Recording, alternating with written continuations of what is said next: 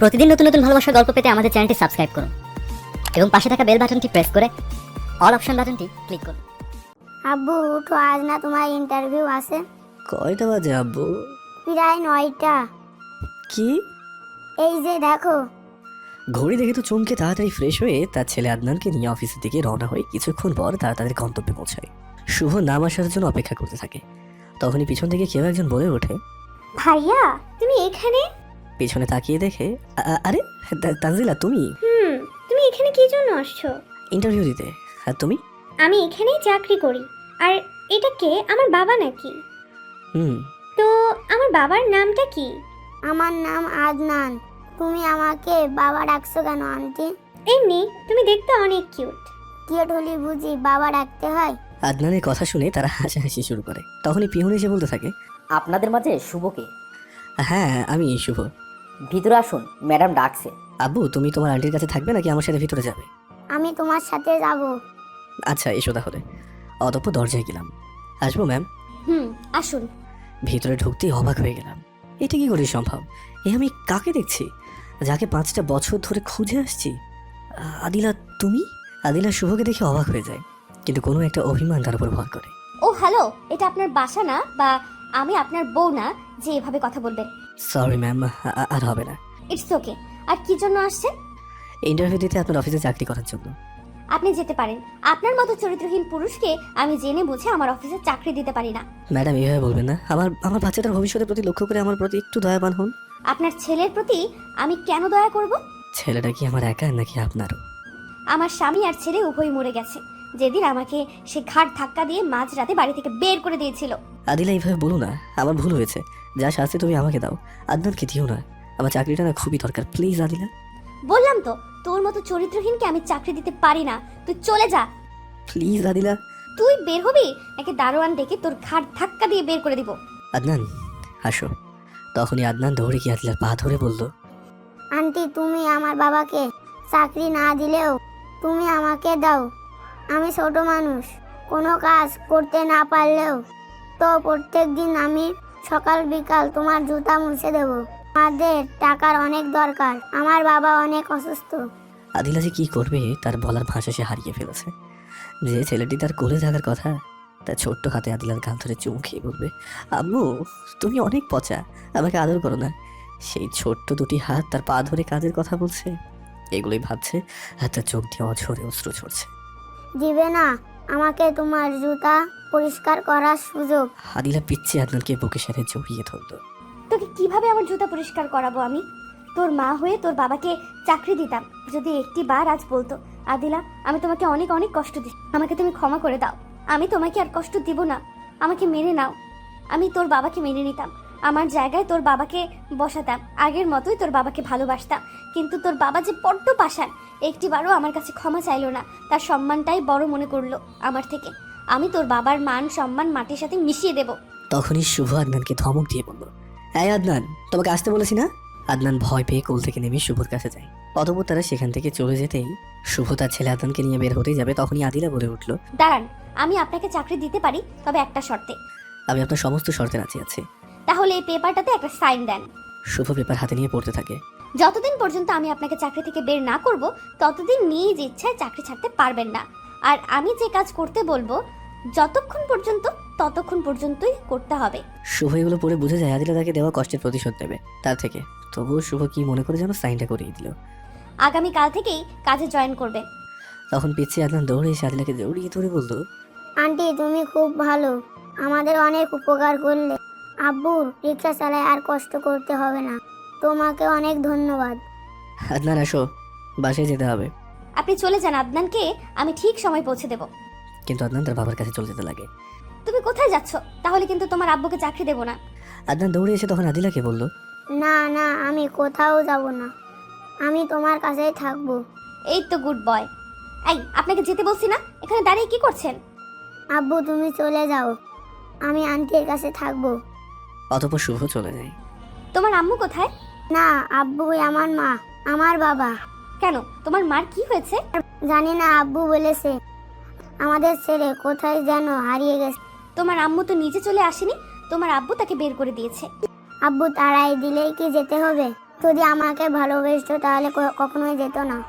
জানো আন্টি আমাদের পাশের বাসায় আঙ্কেল আন্টিকে অনেক মাইর দেয়।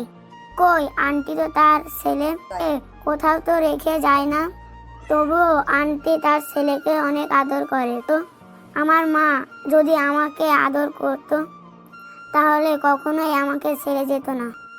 বলো আন্টি আমি কি দোষ করেছিলাম যার জন্য আম্মু আমাকে ছেড়ে চলে গেছে? আমি যদি আমার মাকে কোনোদিন আমাদের কাছে ফিরে আসে তাহলে কখনোই আমি তাকে আম্মু বলে ডাকবো না।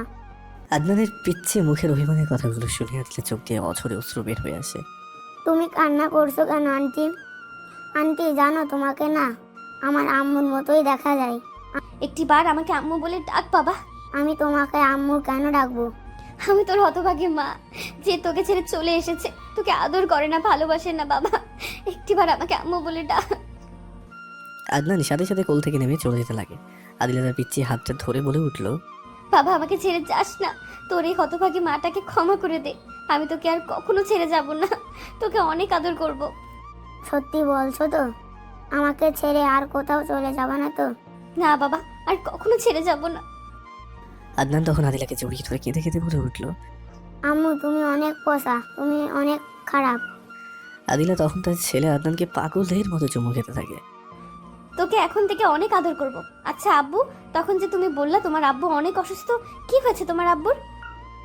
জানি না আম্মু, আব্বু যখন রিক্সা চালিয়ে বাড়িতে আসতো তখন দেখতাম অনেকগুলো ওষুধ নিয়ে আসতো। জানো মা, আব্বু যদি একবেলা ওষুধ না খায় তাহলে সেদিন আর বিছানা থেকে উঠতে পারে না। আব্বুকে যদি বলতাম তোমার কি হয়েছে, আব্বু তখন কি বলতো জানো? আমাকে জড়িয়ে ধরে কেঁদে কেঁদে বলতো, বাবা তো মাকে আজও খুঁজে পেলাম না, তুই আমাকে ক্ষমা করে দিস, আল্লাহর কাছে দোয়া করিস আমার যেন কিছু হওয়ার আগে তোকে যেন তোর মার কাছে পৌঁছিয়ে দিতে পারি। কি হয়েছে আব্বু তোমার?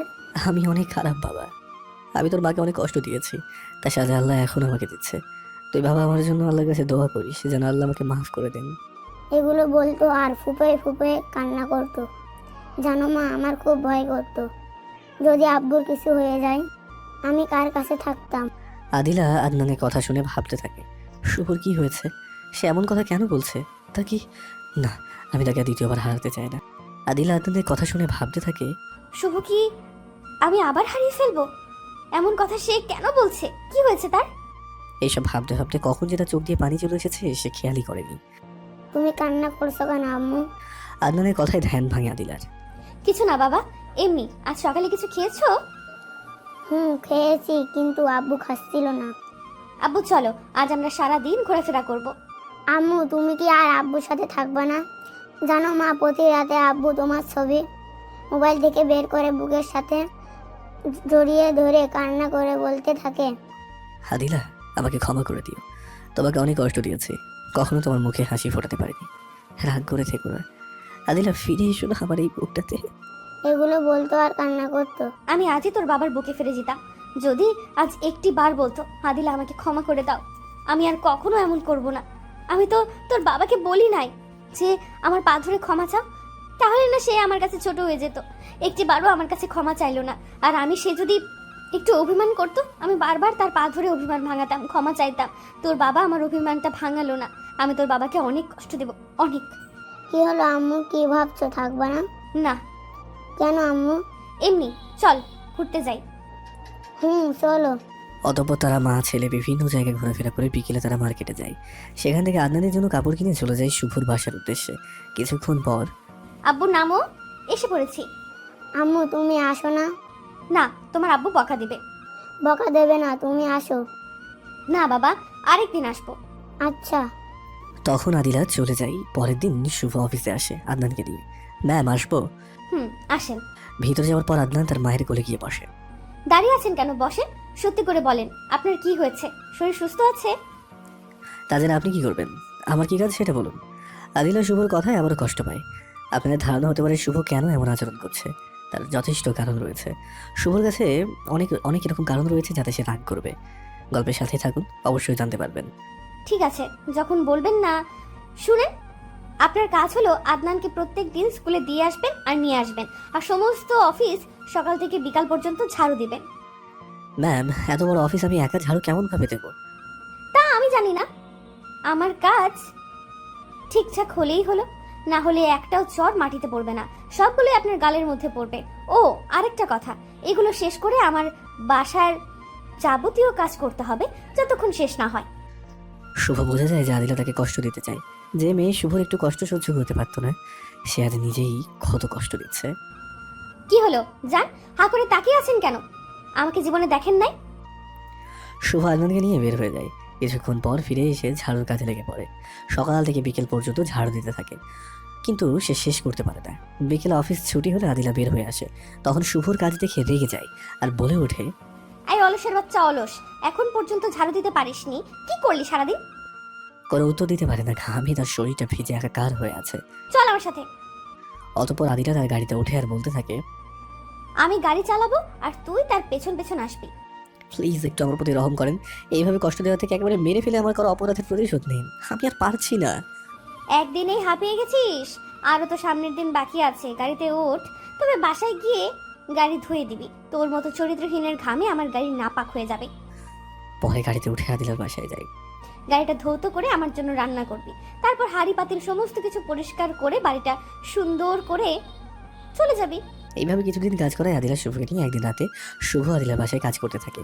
এমন সময় আকাশে মেঘের গর্জন আর বিজলি চমকাতে থাকে। কিছুক্ষণ পর মুষলধারায় বৃষ্টি পড়তে থাকে। তখনই আদিলা বলে ওঠে, এখন চলে যা, তোর আর কাজ করতে হবে না। ম্যাডাম, এই অবস্থার মধ্যে কিভাবে যাব? বৃষ্টি কমলে চলে যাবো না হয়, ওই ছোট ঘরটাতে থাকি, কাল চলে যাব। কি, তোর মতো চরিত্রহীনকে আমার বাসায় থাকতে দেব? যদি একা পেয়ে আমাকে কিছু করিস, আমার উপর ঝাঁপিয়ে পড়িস, আমি তোর মতো চরিত্রহীনের হাত থেকে নিজেকে কিভাবে রক্ষা করব? যা, তুই এখনই বের হয়ে যা। আদিলার কথা শুনে শুভ ঠাস করে বসে যায়। শুভ ভাবতেই পারেনি আদিলা এমন কথা বল। কি রে, তুই এখানে বসে পড়লি যে? ওঠ, চলে যা বাড়ি থেকে। যাচ্ছি ম্যাডাম, তার আগে একটা কথা বলে যাই। আমি কখনো ভাবতে পারিনি আমার উপর আপনার মনে এতটা ঘৃণা পোষণ করে রেখেছেন। আমি মরে গেলে যখন আপনি খুশি হবেন তো যাচ্ছি, তবে এখান থেকে যাওয়ার পর যদি ম্যাডাম আমার কিছু হয়ে যায়, তো আমার ছেলেটাকে একটু দেখে রাখবেন। নিজের সন্তান মনে করে লালন পালন করবেন। তাকে চরিত্রহীনের ছেলে মনে করে কষ্ট দিয়েন না, আর এই চরিত্রহীনটাকে ক্ষমা করে দিয়েন। এই বলে কান্না ভেজা চোখ নিয়ে বের হয়ে যায় শুভ। কঠিন বৃষ্টি, রাস্তা অন্ধকার, কিছুই দেখা যায় না। মাঝে মাঝে বিজলির আলোয় কিছুটা রাস্তা দেখা যায়। তাতেই শুভ চলতে থাকে। চলতে চলতে শুভর পা একসময় আর চলে না। সামনে একটা বাড়ি দেখে বারান্দায় হেলান দিয়ে বসে যায়। পরের দিন সেই বাড়িওয়ালা মেয়ে দরজা খুলে দিতেই সামনে একটা মানুষকে দেখে চিৎকার দিয়ে ওঠে। চিৎকার শুনে মেয়েটির মা দৌড়ে আসে। মা দেখো, বারান্দায় একটা লোক কিভাবে থরথর করে শীতে কাঁপছে। অতঃপর মা মেয়ে শুভর কাছে গিয়ে হাত দিয়ে চমকে ওঠে তানজিলা। ভাইয়া, তুমি এই অবস্থা কেন তোমার? কিন্তু শুভ কোনো কথা বলতে পারে না। জ্বরে তার পুরো শরীর পুড়ে যাচ্ছে।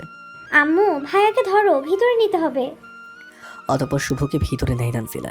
শুভর হাতে কিছু কাপড় পরিধান করে দেয়, যাতে ভেজা কাপড় পরিবর্তন করে কিছুক্ষণ পর শুভর মাথায় পানি ঢালতে থাকে। কিন্তু জ্বর কমার তো কোনো নামগন্ধই নেই, যেন জ্বর বেড়েই যাচ্ছে। কিছুক্ষণ পর যখন জ্বর একটু কমে, তখন শুভ চোখটা খোলে। তানজিলা, বলো ভাইয়া। আমার প্যান্টের প্যাকেটে কিছু ওষুধ আছে, সেগুলো আনো তো। তানজিলা সেগুলো এনে দিলে শুভ খেয়ে নেয়। তোমার কাছে টাকা থাকলে আর কয়েকটা ওষুধ নিয়ে আসো না। তারপর তানজিলা শুভর কথা মতো হাসপাতালে যায়, আর সেখানে তার এক বান্ধবীর সাথে দেখা হয়। এই তানজিলা, কি মনে করে হাসপাতালে? দোস্ত, কিছু ওষুধ নিতে আসছি। কই দেখি। সেগুলো দেখে মাইশা পুরো চমকে ওঠে। এই আন্টির এমন রোগ হয়েছে, আমাকে তো কিছুই জানাস নাই। কি বলছিস? আম্মু, কিচ্ছু হয়নি, এটা আমার ভাইয়ের জন্য। তোর ভাই কই থেকে আসলো? সে অনেক কাহিনী, তোকে পরে একসময় বলবো। আগে বল, এটা কিসের ঔষধ? চল আগে তোর ভাইকে দেখি, তারপর বলবো। চল। তারপর শুভ শরীর চেক করে বলে, দোস্ত, তোর ভাইয়ের রোগ হয়েছে। কি বলছিস? তার মানে আমার ভাই আর বাঁচবে না? সম্ভাবনা একদম কম, তবে এখন অপারেশন করলে কিছুটা বাঁচার সম্ভাবনা আছে। আরো কিছুক্ষণ কথা বলে মাইশা চলে যায়। দেখতে দেখতে 3 দিন চলে যায়। এতে শুভ কিছুটা সুস্থ হয়ে ওঠে। কয়দিন ধরে তোমাকে একটা কথা বলবো ভাবছি। বল। আমাদের ম্যাডাম তোমার সাথে এমন আচরণ করে কেন? আমাদের সাথে তো এমন করে না। সেগুলো বললে তুমিও আমায় খারাপ ভাববে, তুমিও আমাকে দূরে ঠেলে দেবে। যে মানুষ রাতে একটা মেয়েকে খারাপ ছেলেদের হাত থেকে বাঁচিয়ে নিজে ভালোভাবে বাসায় পৌঁছে দিতে পারে, সে কখনো খারাপ হতে পারে না। আমি তোমাকে কখনো খারাপ ভাববো না। বলো, তোমাদের মাঝে কিসের সম্পর্ক ছিল আর কিভাবে কি হয়েছে? শোনো তাহলে, আজ থেকে কিছু বছর আগে যখন আমি ভার্সিটিতে পড়তাম, তখন একদিন এক বন্ধুর সাথে বসে গান গাইছি। তখনই একখান সুম্মাতে কারেন্ট লাগাইলি, দুইখান সুম্মাতে ভোল্টেজ লাগাইলি। তোর লজ্জা করে না মেয়েদের দেখে এসব গান গাইতে? লুচ্চা কোথাকার, তোকে পরে দেখে নেব। আজ ক্লাসের সময় হয়ে গেছে। যদি তোকে এরপর এমন টিস করে মেয়েদের নিয়ে গান গাইতে দেখি, তাহলে তোর হাত পা ভেঙে গলায় ঝুলাই দিব। শুভ মেয়েটি যাওয়া দিকে হাঁ করে তাকিয়ে আছে। এইটা কি হলো দোস্ত? এই পিচ্চি মেয়েটাকে যা আমার মতো একটা ভদ্রপোলার গালে কিস করে চলে গেল। তুই এই 7 দিন ভার্সিটিতে আসিস নাই, আর এই 7 দিনে মেয়েটি নতুন এসে রাজত্ব চালাইতেছে। মেয়েটিকে দেখে সব ছেলেরাই ভয় পায়। জানোস কি জন্য? কোনো ছেলে যদি কোনো মেয়েকে টিস করে, সেটি আদিলা সহ্য করতে পারে না, সেজন্য তার হাত পা ভেঙে হাসপাতালে ভর্তি করে দেয়।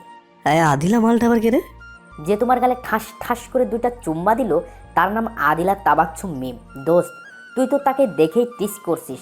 আল্লাহ জানে তোর অবস্থা কি করে। শালা কিভাবে তার সাথে প্রেম করা যায় সেটা না বলে আমাকে ভয় দেখাচ্ছিস এখন? হ্যাঁ, পরে গেলে কি? সে তো 4 বছরের জুনিয়র, সবেমাত্র ইন্টারে পড়ে।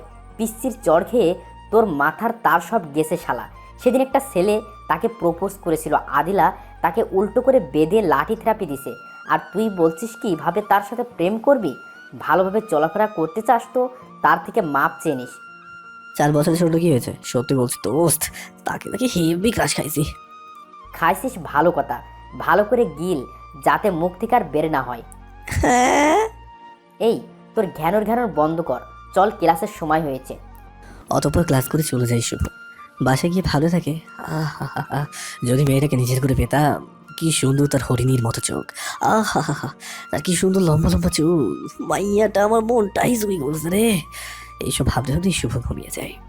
পরের দিন শুভ ভার্সিটিতে গিয়ে দেখতে পাই আদিলা তার বান্ধবীদের সাথে গল্প করছে।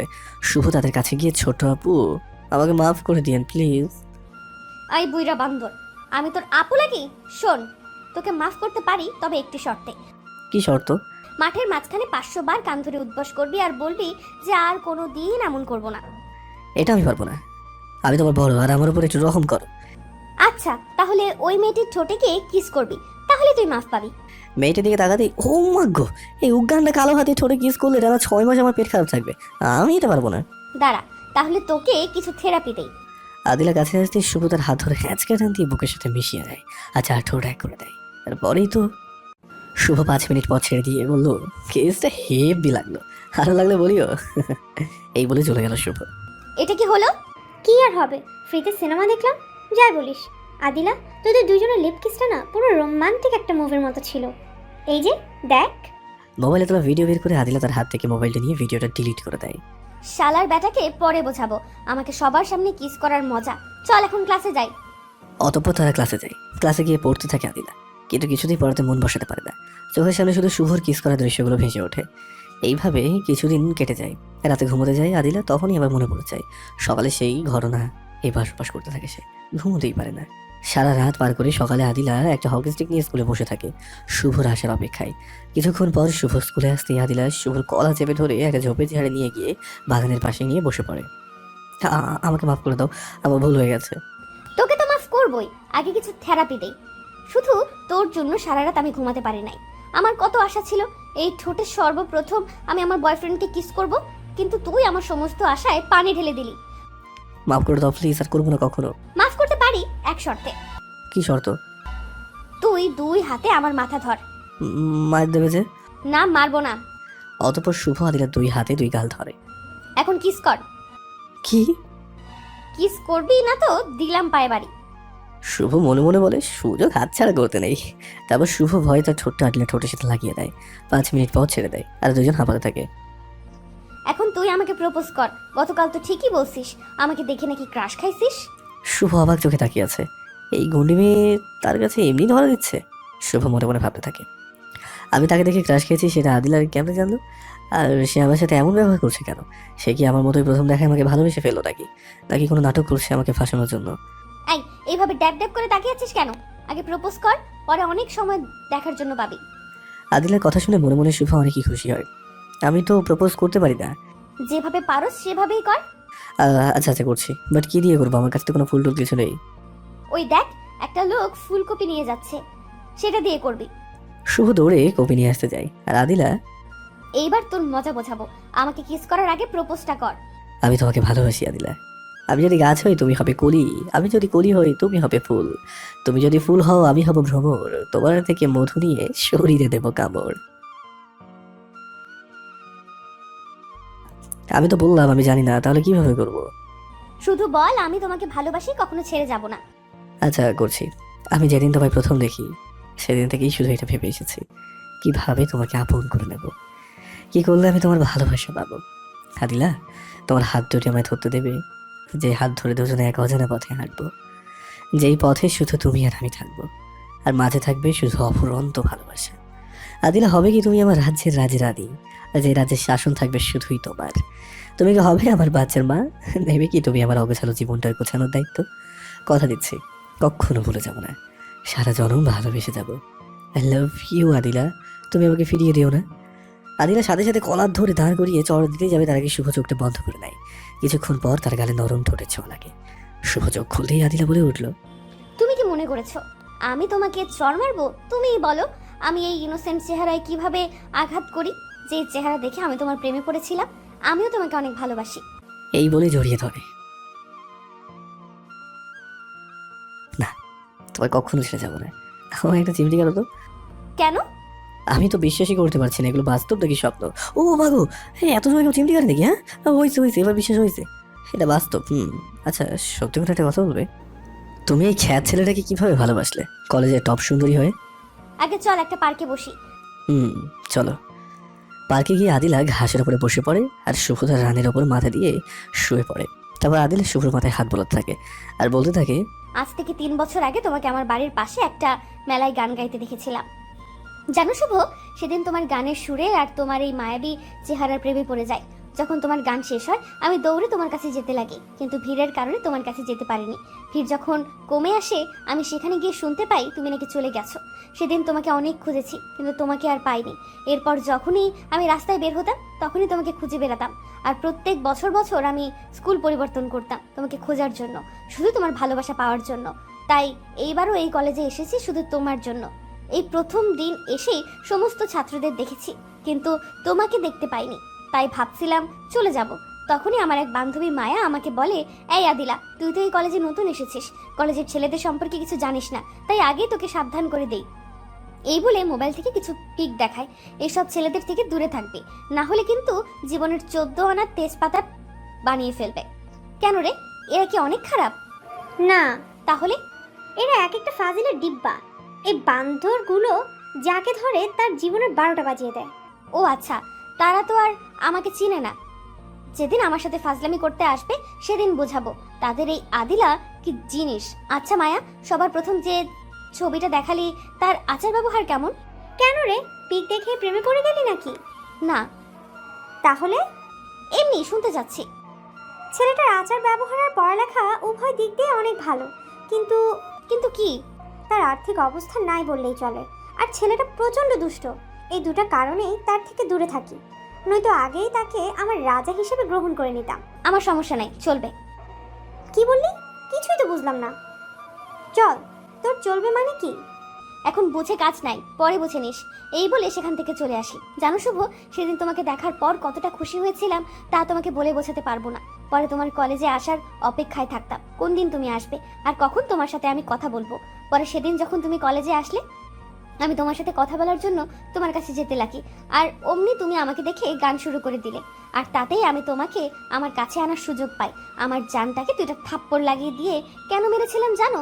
যদি আমি তোমার সাথে কথা বলতাম তাহলে হয়তো তুমি মনে মনে নিজেকে নিয়ে অনেক গর্ববোধ করতে যে কলেজের টপ সুন্দরী নিচ থেকে তোমার সাথে কথা বলতে আসছে। তাই সেদিন আমার জানুটাকে মেরেছিলাম যেন সে আমাকে নিয়ে ভাবে আর আমার পেছনে ঘুরঘুর করে। বাহ, আমার জানটা দেখি অনেক চালাক। চালাকি করছি আমার ভালোবাসাকে পাওয়ার জন্য। এই খ্যাত ছেলেটাকে তুমি এত ভালোবাসো? দেখো শুভ, তুমি নিজেকে আমার সামনে খ্যাত বলবে না। তুমি অন্য কারো চোখে খ্যাত হলেও তুমি আমার চোখে আমার রাজ্যের রাজা। আচ্ছা বাবা, আর বলবো না, এই যে দেখো কান ধরছি। ওকে চলো, আজ অনেক হয়েছে, এখন বাড়ির দিকে যাওয়া যাক। আচ্ছা চলো। এইভাবেই তাদের ভালোবাসা খুনসুটির মধ্যে চলতে থাকে, আর একে অপরের প্রতি বিশ্বাস আর ভালোবাসা বাড়তে থাকে। হঠাৎ একদিন সকালে আদিলা ফোন করে শুভকে, আর কলেজে ডাকে শুভকে। শুভ কলেজে গিয়ে যা দেখতে পায় তো তার পায়ের নিচের মাটি সরে যায়। শুভ স্কুলে গিয়ে দূর থেকে দেখতে পায় আদিলাকে একটা ছেলে প্রপোজ করছে। আর আদিলা হেসে হেসে তাকে কি যেন বলছে। কিছুক্ষণ পর আদিলা ছেলেটির হাত থেকে ফুলটা নিয়ে আদিলার হাতটা বাড়িয়ে দেয় ছেলেটিকে বুকে নেওয়ার জন্য। শুভ দূর থেকে সেটি সহ্য করতে না পেরে সেখান থেকে এসে এক নদীর কিনারায় বসে পড়ে। কিন্তু সে ভাবে সে কীভাবে এটা সহ্য করবে। যাকে শুভ তার জীবনে চেয়েও বেশি ভালোবাসে সে যদি তাকে অন্য কাউকে ভালোবাসে, অন্য কাউকে বুকে নেওয়ার জন্য তাকে দেখানোর জন্য ডেকে আনে, কারো ভালোবাসা যদি তাকে ছাড়া অন্য কাউকে বুকে নেয়, সে কি সেটা সহ্য করতে পারবে? আপনাদের যদি কেউ এরকম থাকে তাহলে হয়তো বুঝতে পারবেন। তেমনই শুভও পারেনি। আর ভালোবাসার মানুষ তার চোখের সামনে অন্যকে জড়িয়ে ধরতে দেখে তো শুভ নদীর কিনারে এসে পানিতে ঢিল ছুঁড়ে মারে আর বলতে থাকে, এই বুঝি ধনী মেয়েদের ভালোবাসা। কি অপরাধ আমি করেছি যার জন্য তুই আমাকে ঠকালি? কেন এমন করলি? কেন আমার জীবনটা এইভাবে নষ্ট করে দিলি? কি অপরাধ ছিল আমার? যদি ভালো নাই বাসতি তাহলে কেন আমাকে ভালোবাসা শেখালি? কেন তুই ভালোবাসার অভিনয় করলি আমার সাথে? শুভই সব মনে মনে বলছে, তার চোখ দিয়ে অঝরে অস্ত্র ঝরছে। কিছুক্ষণ পর, না, আমি ওই ছলনাময়ের জন্য আর কাটবো না। সে যদি আমাকে কষ্ট দিয়ে সুখে থাকতে পারে সে সুখে থাকুক। আমি আর কখনো তাকে আমার এই মুখ দেখাবো না, কখনো না। না, কখনো তাকে আর বলবো না যে তাকে আমি ভালোবেসেছিলাম। কেন ছেড়ে গেলে আমায়? গরিব ছিলাম বলে? আমি এতটা নিকর্মা ছিলাম না যে তোমাকে সুখে রাখতে পারতাম না। তুমি সুখে থাকার জন্য আমাকে ছেড়ে চলে গেলে। তুমি তোমার ভালোবাসার মানুষকে নিয়ে সুখে থেকো। এদিকে আদিলা শুভর জন্য অপেক্ষা করতে থাকে। শুভ আর তার সামনে চায় না। আদিলা শুভ নম্বরে ফোন করে বারবার, কিন্তু শুধু একটা কথাই বলে, আপনি যে নম্বরে ফোন করেছেন তা এই মুহূর্তে বন্ধ রয়েছে, কিছুক্ষণ পর আবার চেষ্টা করুন। বারবার যখন এই একই কথাই বলে আদিলা অস্থির হয়ে যায়। আবার শুভর কোনো কিছু হলো না তো? এই তো কিছুক্ষণ আগে তো বললাম, এখন ফোন তুলছে না কেন? তার কি কোনো, না না না, আমি সব কী ভাবছি। এখন শুভর কিছু হতে পারে না। এইভাবে সকাল গড়িয়ে বিকাল হয়ে যায়, তবুও শুভর কোনো খোঁজ আদিলার কাছে আসে না। আদিলা বাসায় গিয়ে শুয়ে পড়ে, বারবার শুভকে ফোন করে, মেসেজও করতে থাকে। প্লিজ শুভ, একটিবার ফোনটা তুলো। কেন তুমি ফোন তুলছো না? এইসব ভাবছে আর বালিশে মুখ গুজে দিয়ে কান্না করছে। শুভ, তুমি একটিবার আমার সাথে কথা বলো। কেন তুমি আমার সাথে অভিমান করেছো? যদি আমি কোনো অপরাধ করে থাকি তাহলে আমাকে বলো, তবুও আমার সাথে কথা বলো। মনে মনে বলছে আদিলা। এইভাবে একদিন দুই দিন চলতে চলতে কিছুদিন কেটে যায়। আদিলা শুভর কোনো খোঁজ খবর পায় না। এই কয়দিন আদিলার শরীরের অবস্থা একদমই খারাপ হয়ে যায়। চোখের নিচে কালো দাগ, চুলগুলো এলোমেলো করা, দেখতে কেমন যেন বিশ্রী আকৃতি হয়ে যায় আদিলার। একদিনই সকালে শুভর অপেক্ষায় মন খারাপ করে বসে আছে আদিলা। তখনই তার বান্ধবী মায়া এসে বলল, দেখা দিলা, এভাবে ভেঙে পড়লে হয় না। তুই তো জানিস শুভ গ্রামের ছেলে, হয়তো সেখানে কোনো সমস্যা হয়েছে তাই আসতে পারছে না। তাই বলে কি ফোন বন্ধ করে রাখবে? একটিবারও কি আমার কথা তোমার মনে পড়ে না? তুই জানিস না গ্রামে বিদ্যুতের কি অবস্থা? একদিন থাকলে 7 দিনই থাকে না। তাই হয়তো তার মোবাইলে চার্জ না থাকার কারণে বন্ধ হয়ে গেছে। বুঝলাম, তার মোবাইলে চার্জ নাই। অন্য কারো মোবাইলে কি চার্জ নাই? আমাকে একটিবারও কি ফোন করে তার সমস্যার কথা বলতে পারলো না? আমি কি তার এতই পর হয়ে গেছি? কি মনে করে ও? তার না হয় আমার কথা মনে পড়ে না। আমার কি তার কথা মনে পড়ে না? কুত্তাটা আসুক, এবার বোঝাবো এই আদিলাকে এতদিন কষ্ট দেওয়ার মজা কি। চল কোনো পার্কে থেকে ঘুরে তোর মনটা ফ্রেশ হবে। কতদিন থেকে শুধু একাই বসে আছিস? আচ্ছা চল। আদিলা পার্কে গিয়ে দেখতে পায় শুভ একটা বেঞ্চের উপরে মন খারাপ করে বসে আছে। আদিলা শুভকে দেখা মাত্রই দৌড়ে গিয়ে ছড়িয়ে ধরে কান্না করে দেয় আর বলে, কি হয়েছে তোমার? কেন আমার সাথে দেখা করো না? কেন ফোন বন্ধ রাখছো? আপনার সাহস হয় কি করে আমাকে জড়িয়ে ধরে? আদিলা গালে হাত দেয়। আমার হবু স্বামীকে আমি জড়িয়ে ধরবো না তো কে ধরবে? দেখেন, এইগুলো ফাজলামি বাদ দেন। আর আমি আপনার যোগ্য কখনোই ছিলাম না, আর কখনো হবও না। তাই আমি আপনার সাথে আর কোনো সম্পর্ক রাখতে চাই না। প্লিজ, আপনার কাছে হাত জোর করে বলছি, আপনি এখান থেকে চলে যান। আমি কি কখনো তোমাকে বলছি তুমি আমার যোগ্য না? কেন ছেড়ে যাওয়ার কথা বলছো? সব কথা মুখে বলতে হয় না, কিছু কাজে কর্মে বোঝা যায়। এই বলে শুভ সেখান থেকে চলে যেতে লাগে। আদিলা দৌড়ে গিয়ে শুভর পাটা জড়িয়ে ধরে। প্লিজ শুভ, আমি যদি কোনো ভুল করে থাকি তাহলে আমাকে বলো, আর আমাকে তোমার পিচ্চি বউ মনে করে ক্ষমা করে দাও। তবু ছেড়ে যাওয়ার কথা বলো না। আমি তোমাকে ছাড়া বাঁচবো না। তোমাকে না পেলে মরে যাব। বাহ, কি সুন্দর অভিনয়! পা ছাড়েন বলছি। তুমি আমাকে ক্ষমা না করা পর্যন্ত আমি তোমার পা ছাড়বো না। আমাকে যদি 1 সেকেন্ডের জন্য ভালোবেসে থাকেন তাহলে পাটা ছেড়ে দেন। পা ছেড়ে দিব? কেন আমাকে ব্ল্যাকমেল করছো? আমাকে ক্ষমা না করে দিলে আমি তোমাকে ছাড়া বাঁচবো না। আমাকে না পেলে মরে যাবেন? আরে, আমার মতো একটা ছোট লোক আপনার জীবনটাকে সরে গেলে কি হবে? আপনার কি বয়ফ্রেন্ডের অভাব পড়েছে নাকি? কি বলছো এগুলো? বিশ্বাস করো শুভ, তুমি আমার প্রথম ভালোবাসা, তুমি আমার শেষ ভালোবাসা। তোমাকে ছাড়া আর আমি কাউকে ভালোবাসি না। মিথ্যা বলা বাদ দিয়ে আপনি এখান থেকে চলে যান। আমি যদি সেদিন নিজ চোখে না দেখতাম তাহলে হয়তো বিশ্বাসই করতাম না, কারণ আমি আপনার প্রেমে এতটাই অন্ধ ছিলাম। কি দেখছো তুমি? কেন আমাকে অবিশ্বাস করছো? আমি সত্যিই তোমাকে ছাড়া কাউকে ভালোবাসি না। সেদিন ছেলেটা যখন আপনাকে প্রপোজ করলো আপনি তখন হাসি মুখে তার প্রস্তাব গ্রহণ করেননি, তাকে জড়িয়ে ধরেননি। বলেন কথা। শুভর কথা শেষ করতে না করতেই তার কলার ধরে বলল, কুত্তা, তুই সেদিন সবটাই না দেখি কেন আমাকে অবিশ্বাস করলি? কেন আমাকে এতদিন কষ্ট দিলি? কেন আমাকে কাঁদালি বল? শুভ আদিলার এমন আচরণে ভয় পেয়ে যায়, কারণ সে ভালো করেই জানে যে আদিলা 1 নম্বরের গন্ডি। আমি আমি সবটাই দেখেছি। আপনি আপনি ওই ছেলেটাকে জড়িয়ে ধরেছেন। আপনি আমাকে ছাড়া তাকে কেন জড়িয়ে ধরবেন? যদি তাকে ভালো নাই বাসতেন। এই তোরা ফোনটা দে, আর তোরা এই কুত্তাটাকে শক্ত করে ধর, তাকে কিছু থেরাপি দিতে হবে। তুই পারবি তাকে মারতে, তাকে কষ্ট দিতে? আমি মারবো, আমি তাকে কষ্ট দেব, পরে আমি তাকে আদর করে সব কষ্ট দূর করে দেব। এখন তোকে ধরতে বসে ধর। তারা শুভকে ধরতেই যাবে তখনই থাক, আগে নির্দোষ প্রমাণ করে নেই, তারপর তাকে বানাবো। এই বলে আদিলা একটা ভিডিও চালু করে। শুভরও ভিডিওটা দেখেই অবাক হয়ে যায়। আই লাভ ইউ আদিলা, আমি তোমাকে অনেক ভালোবাসি। বিশ্বাস করো আদিলা, তোমাকে আমি যেদিন প্রথম দেখি সেদিনই তোমাকে আমার ভালো লাগে। আস্তে আস্তে এই ভালো লাগা থেকে কখন যে তোমাকে ভালোবেসে ফেলেছি আমি নিজেও জানি না। আমি তোমাকে অনেক ভালোবাসবো, কখনো ছেড়ে যাব না। আমাকে তুমি ফিরিয়ে দিও না। ইমরান, তুমি তো জানো আমি শুভকে ভালোবাসি, তাও আমার জীবন থেকে বেশি। কেন আমার পাগলামি করছো? আমি তোমাকে ভালোবাসতে পারবো না। তাকে তুমি ভুলে যাও। সে তো একটা ছোট লোক, না আছে তার বাড়ি, না আছে তার টাকা পয়সা। তুমি তার কাছে কখনো সুখে থাকতে পারবে না। তোমার কোনো আবদার সে পূরণ করতে পারবে না। তুমি তাকে ভুলে যাও। এই দেখো, আমার সবই আছে, টাকা পয়সা, গাড়ি বাড়ি। তুমি আমার কাছে সুখে থাকবে, তোমার সমস্ত আবদার আমি পূরণ করতে পারবো। তখন ইমরানের হাত থেকে ফুলটা নিয়ে 2 হাত লম্বা করে বুকে আসো ইমরান। আমি এমনই একজন লোক আমার লাইফ পার্টনার হিসেবে খুঁজতেছিলাম। ইমরান খুশি মনে আদিলাকে জড়িয়ে ধরতেই যাবে তখনই কুত্তার বাচ্চা, তোর সাহস কি করে হয় আমার শুভকে ছোট লোক বলা? আর আমি কার কাছে সুখী থাকবো না থাকবো সেটা তোকে কেন চিন্তা করতে হবে? তুই আমার কে, আর আমি কি অবুঝ নাকি? আমি আমার ভালো মন্দ কিছুই বুঝবো না? নিজের ভালো তো পাগলেও বোঝে। শোন, তোকে যদি আবার কোনো দিন আমার সামনে দেখি তাহলে তোর হাত ভেঙে গলায় ঝুলাই দেবো। কাজটা তুমি একদমই ভালো করলে না। দেখে নিও, আমি তোমাদের দুজনকে কখনো একসাথে থাকতে দিব না। তোমাদের কখনো সুখে সংসার করতে দিব না। যা যা, তুই যা পারিস তা করিস। কখনো তুই আমাদের মাঝে ফাটল সৃষ্টি করতে পারবি না। তুই যদি কখনো আমাদের পৃথক করতে পারিস, শুভও কখনো ভুল করে দরকার পড়লে আমি তার কাছে ক্ষমা চাইবো, তবুও কখনো তাকে ছেড়ে দিব না। সেটা দেখা যাবে। এই বলে সে চলে যায়। আদিলা তখন শুভর হাত থেকে মোবাইলটা কেড়ে নেয় আর বলে ওঠে, কুত্তা, দেখছস তো আমি কাকে ভালোবাসি? আমাকে ভুল বুঝে এতদিন কেন কষ্ট দিলি, কেন কাঁদালি? যা, তোর সাথে ব্রেকআপ। আজ থেকে তুই আমার সাথে কোনো যোগাযোগ রাখবি না, আমার সামনে কখনো আসবি না, আমার ফোনে বা মেসেজ করবি না।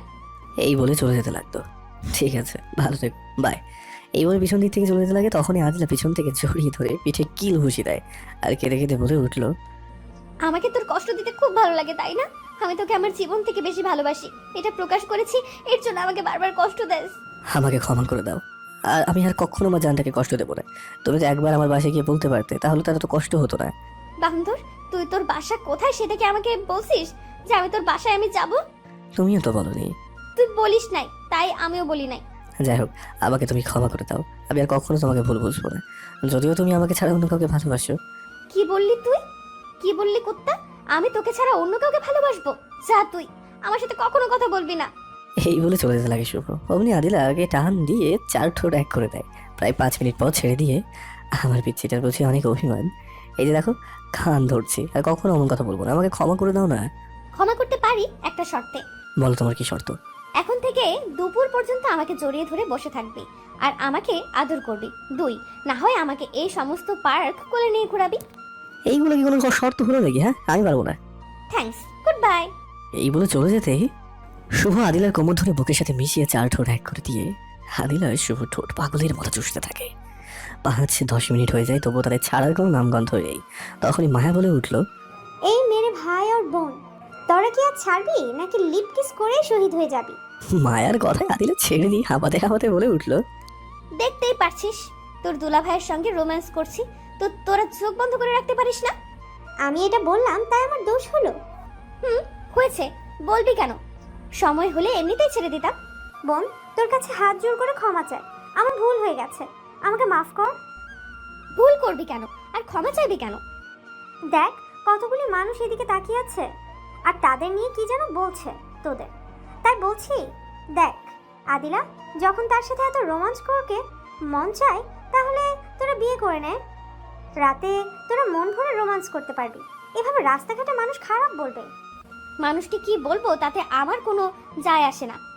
আর কি বললে বিয়ে? হ্যাঁ, আমরা অতি শীঘ্রই বিয়ে করব। তোর মনে যা চাই তাই করিস। এখন চল ক্লাসে যা। তোরা যা, আমি আমার জানুটার সাথে আরো রোম্যান্স করব। আচ্ছা তোরা তাহলে থাক, আমরা গেলাম। অতঃপর তারা চলে যায়। তারা চলে যেতেই শুভ বলল, তুমি তাদের একা যেতে দিলে কেন? আমরা তাদের সাথে যেতাম। এখান থেকে কি করব? এই 7 দিন অনেক কষ্টে কেটেছে আমার, তাই সারা দিন আজ তোমার সাথে থাকবো, তোমার সাথে সময় কাটাবো। প্লিজ তুমি না করো না। আচ্ছা আমার পিচ্ছি বউ, তোমার যতক্ষণ মন চায় আমার সাথে থাকো। তবে এখন কোথায় যাবে?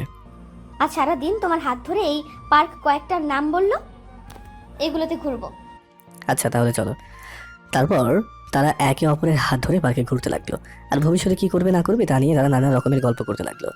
এভাবে বিকেল পর্যন্ত ঘোরাঘুরি করে বাড়ির দিকে ফিরতে যাবে, তখনই আদিলা বলল, শুভ ওই যে দেখো ওইখানে একটা ফুচকা দোকান।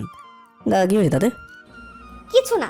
শুভ তখন আদিলাকে কোলে নিয়ে বলল, আমার পরিটা কি রাগ করেছে আমার ওপর? হ্যাঁ, আমার পরিটা রাগ করেছে, একদম ভালো লাগে না। পেতনির মতো দেখা যায় আমার পিচ্চিটাকে। পিচ্চিটা বুঝি ফুচকা খেতে মন যাইছে, আমি আজ নিজ হাতে আমার পরিটাকে ফুচকা খাওয়াবো। শুভর কথা শুনে আদিলা তার গালে ছোট্ট একটা কিস করে। এ কি করলে? কিস করলে কেন এখন? আমার জানুটা যে আমার মনের কথা বুঝে যায়, আমি ফুচকার দোকান দেখার সাথে সাথে এই জন্য তোমাকে বলেছিলাম যাতে তুমি নিয়ে যাতে আমাকে ফুচকা খাওয়ায় দাও, আর সেটি তুমি আগেই বললে, তাই অগ্রিম একটা কিস দিলাম। অতঃপর শুভ আদিলাকে কোলে নিয়ে ফুচকা দোকানে যায়। হ্যাঁ মামা, 2 প্লেট ফুচকা দিন তো। তবে চোখের ইশারায় ফুচকাওয়ালাকে কি যেন বলে। আচ্ছা ম্যাডাম, আপনারা বেঞ্চে গিয়ে বসেন। অতঃপর তারা বেঞ্চে বসতেই ফুচকাওয়ালা ফুচকা নিয়ে সামনে আসলো। এই যে নেন আপনাদের ফুচকা। শুভ তখন প্লেট থেকে একটা ফুচকা নিয়ে আদিলার মুখের সামনে ধরে। আদিলা সেটি খেয়ে নেয়।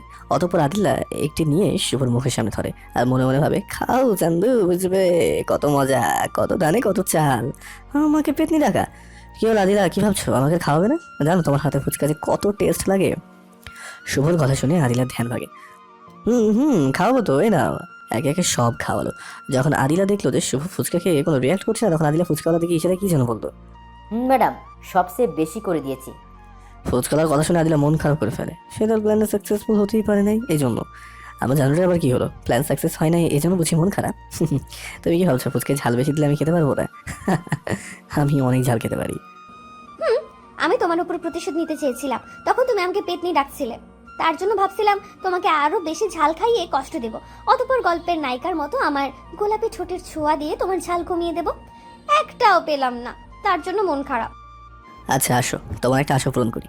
শুভ আদিলার কোমর ধরে টান দিয়ে 4 ঠোঁট এক করে নেয়। 5 মিনিট পর ছেড়ে দিয়ে বলে, এইবার খুশি তো? হুম। আদিলা, তুমি আমাকে কতটুকু চেনো, কতটুকু ভালোবাসো জানি না, তবে তোমার সাথে যদি আমি বিয়ের আগে রুম ডেট করতে চাই, তুমি কি রাজি হবে? একবার কেন, 1000 বার তোমার সাথে বিয়ের আগে রুম ডেট করতে আমি রাজি আছি। এত ভালোবাসো আমাকে? ধরো যদি আমি তোমার সাথে রুম ডেট করার পর তোমাকে ছেড়ে দিই? তোমার প্রতি আমার সীমাহীন বিশ্বাস আছে যে তুমি আমাকে কখনোই ছেড়ে দিবে না। এই বিশ্বাস নিয়েই তোমার হাতটা ধরেছি আমি। ধরো কখনো আমি তোমার থেকে সুন্দরী কোনো মেয়ে পেয়ে তোমাকে ছেড়ে দিলাম, তখন তুমি কি করবে? সারা জীবনের জন্য এই পৃথিবী ছেড়ে চলে যাব। না আদিলা, এমন কথা বলো না। আমি তোমাকে ছাড়া বাঁচতে পারবো না, কখনো তোমাকে ছেড়ে দেবো না। মরা থাকে পর্যন্ত তোমার এই হাতে শক্ত করে ধরে থাকবো। এই বলে আদিলাকে বুকের সাথে জড়িয়ে নেয়। কিছুক্ষণ পর আদিলা আগে বলল, চলো এবার বাসা দিকে যাওয়া যাক, সন্ধ্যা হয়ে আসছে। আগে তাহলে একটা পাপ্পি দাও। শুভ আদিলার কপালে একটা পাপ্পি দেয়। অতঃপর তারা দুজন তাদের গন্তব্যে রওনা হয়। আদিলা বাড়ি এসে ফ্রেশ হয়ে মাগরিবের নামাজ পড়তে বসে। অতঃপর রাতে ডিনারের সময় তারা সকলে একসাথে খেতে বসে। তখন তার পিতা প্রশ্ন করে বসে, আদিলা, ছেলেটি কে? কি তার পরিচয়? কোন ছেলেটি বাবা? যার সাথে আজ সারাদিন ঘোরাফেরা করছো? ও, সে আমার ফ্রেন্ড। শুধু কি ফ্রেন্ড? হুম। তাহলে এগুলো কি মোবাইল থেকে তাদের রোমান্টিক মুহূর্তের কিছু ফটো দেখায়? সরি বাবা, আমরা দুজন দুজনকে ভালোবাসি, যদিও ছেলেটি গরিব। দেখো আদিলা, আমি ভালোভাবে তোমাকে বলছি, তুমি তাকে ভুলে যাও। আমি তোমাদের সম্পর্ক কিছুতেই মেনে নিব না। আমার পক্ষে তাকে ভোলা সম্ভব নয়। আমি তাকে ভালোবাসি আর আমি তাকেই বিয়ে করব। তোর এত বড় সাহস, তুই আমার মুখের উপর কথা বলিস? তোর আজ থেকে কলেজে যাওয়া বন্ধ। 3 দিন পর আমার বন্ধু লন্ডন থেকে আসবে, তখন তার ছেলের সাথে তোকে বিয়ে দেব। তখন দেখবো তোদের ভালোবাসা কোথা থেকে থাকে।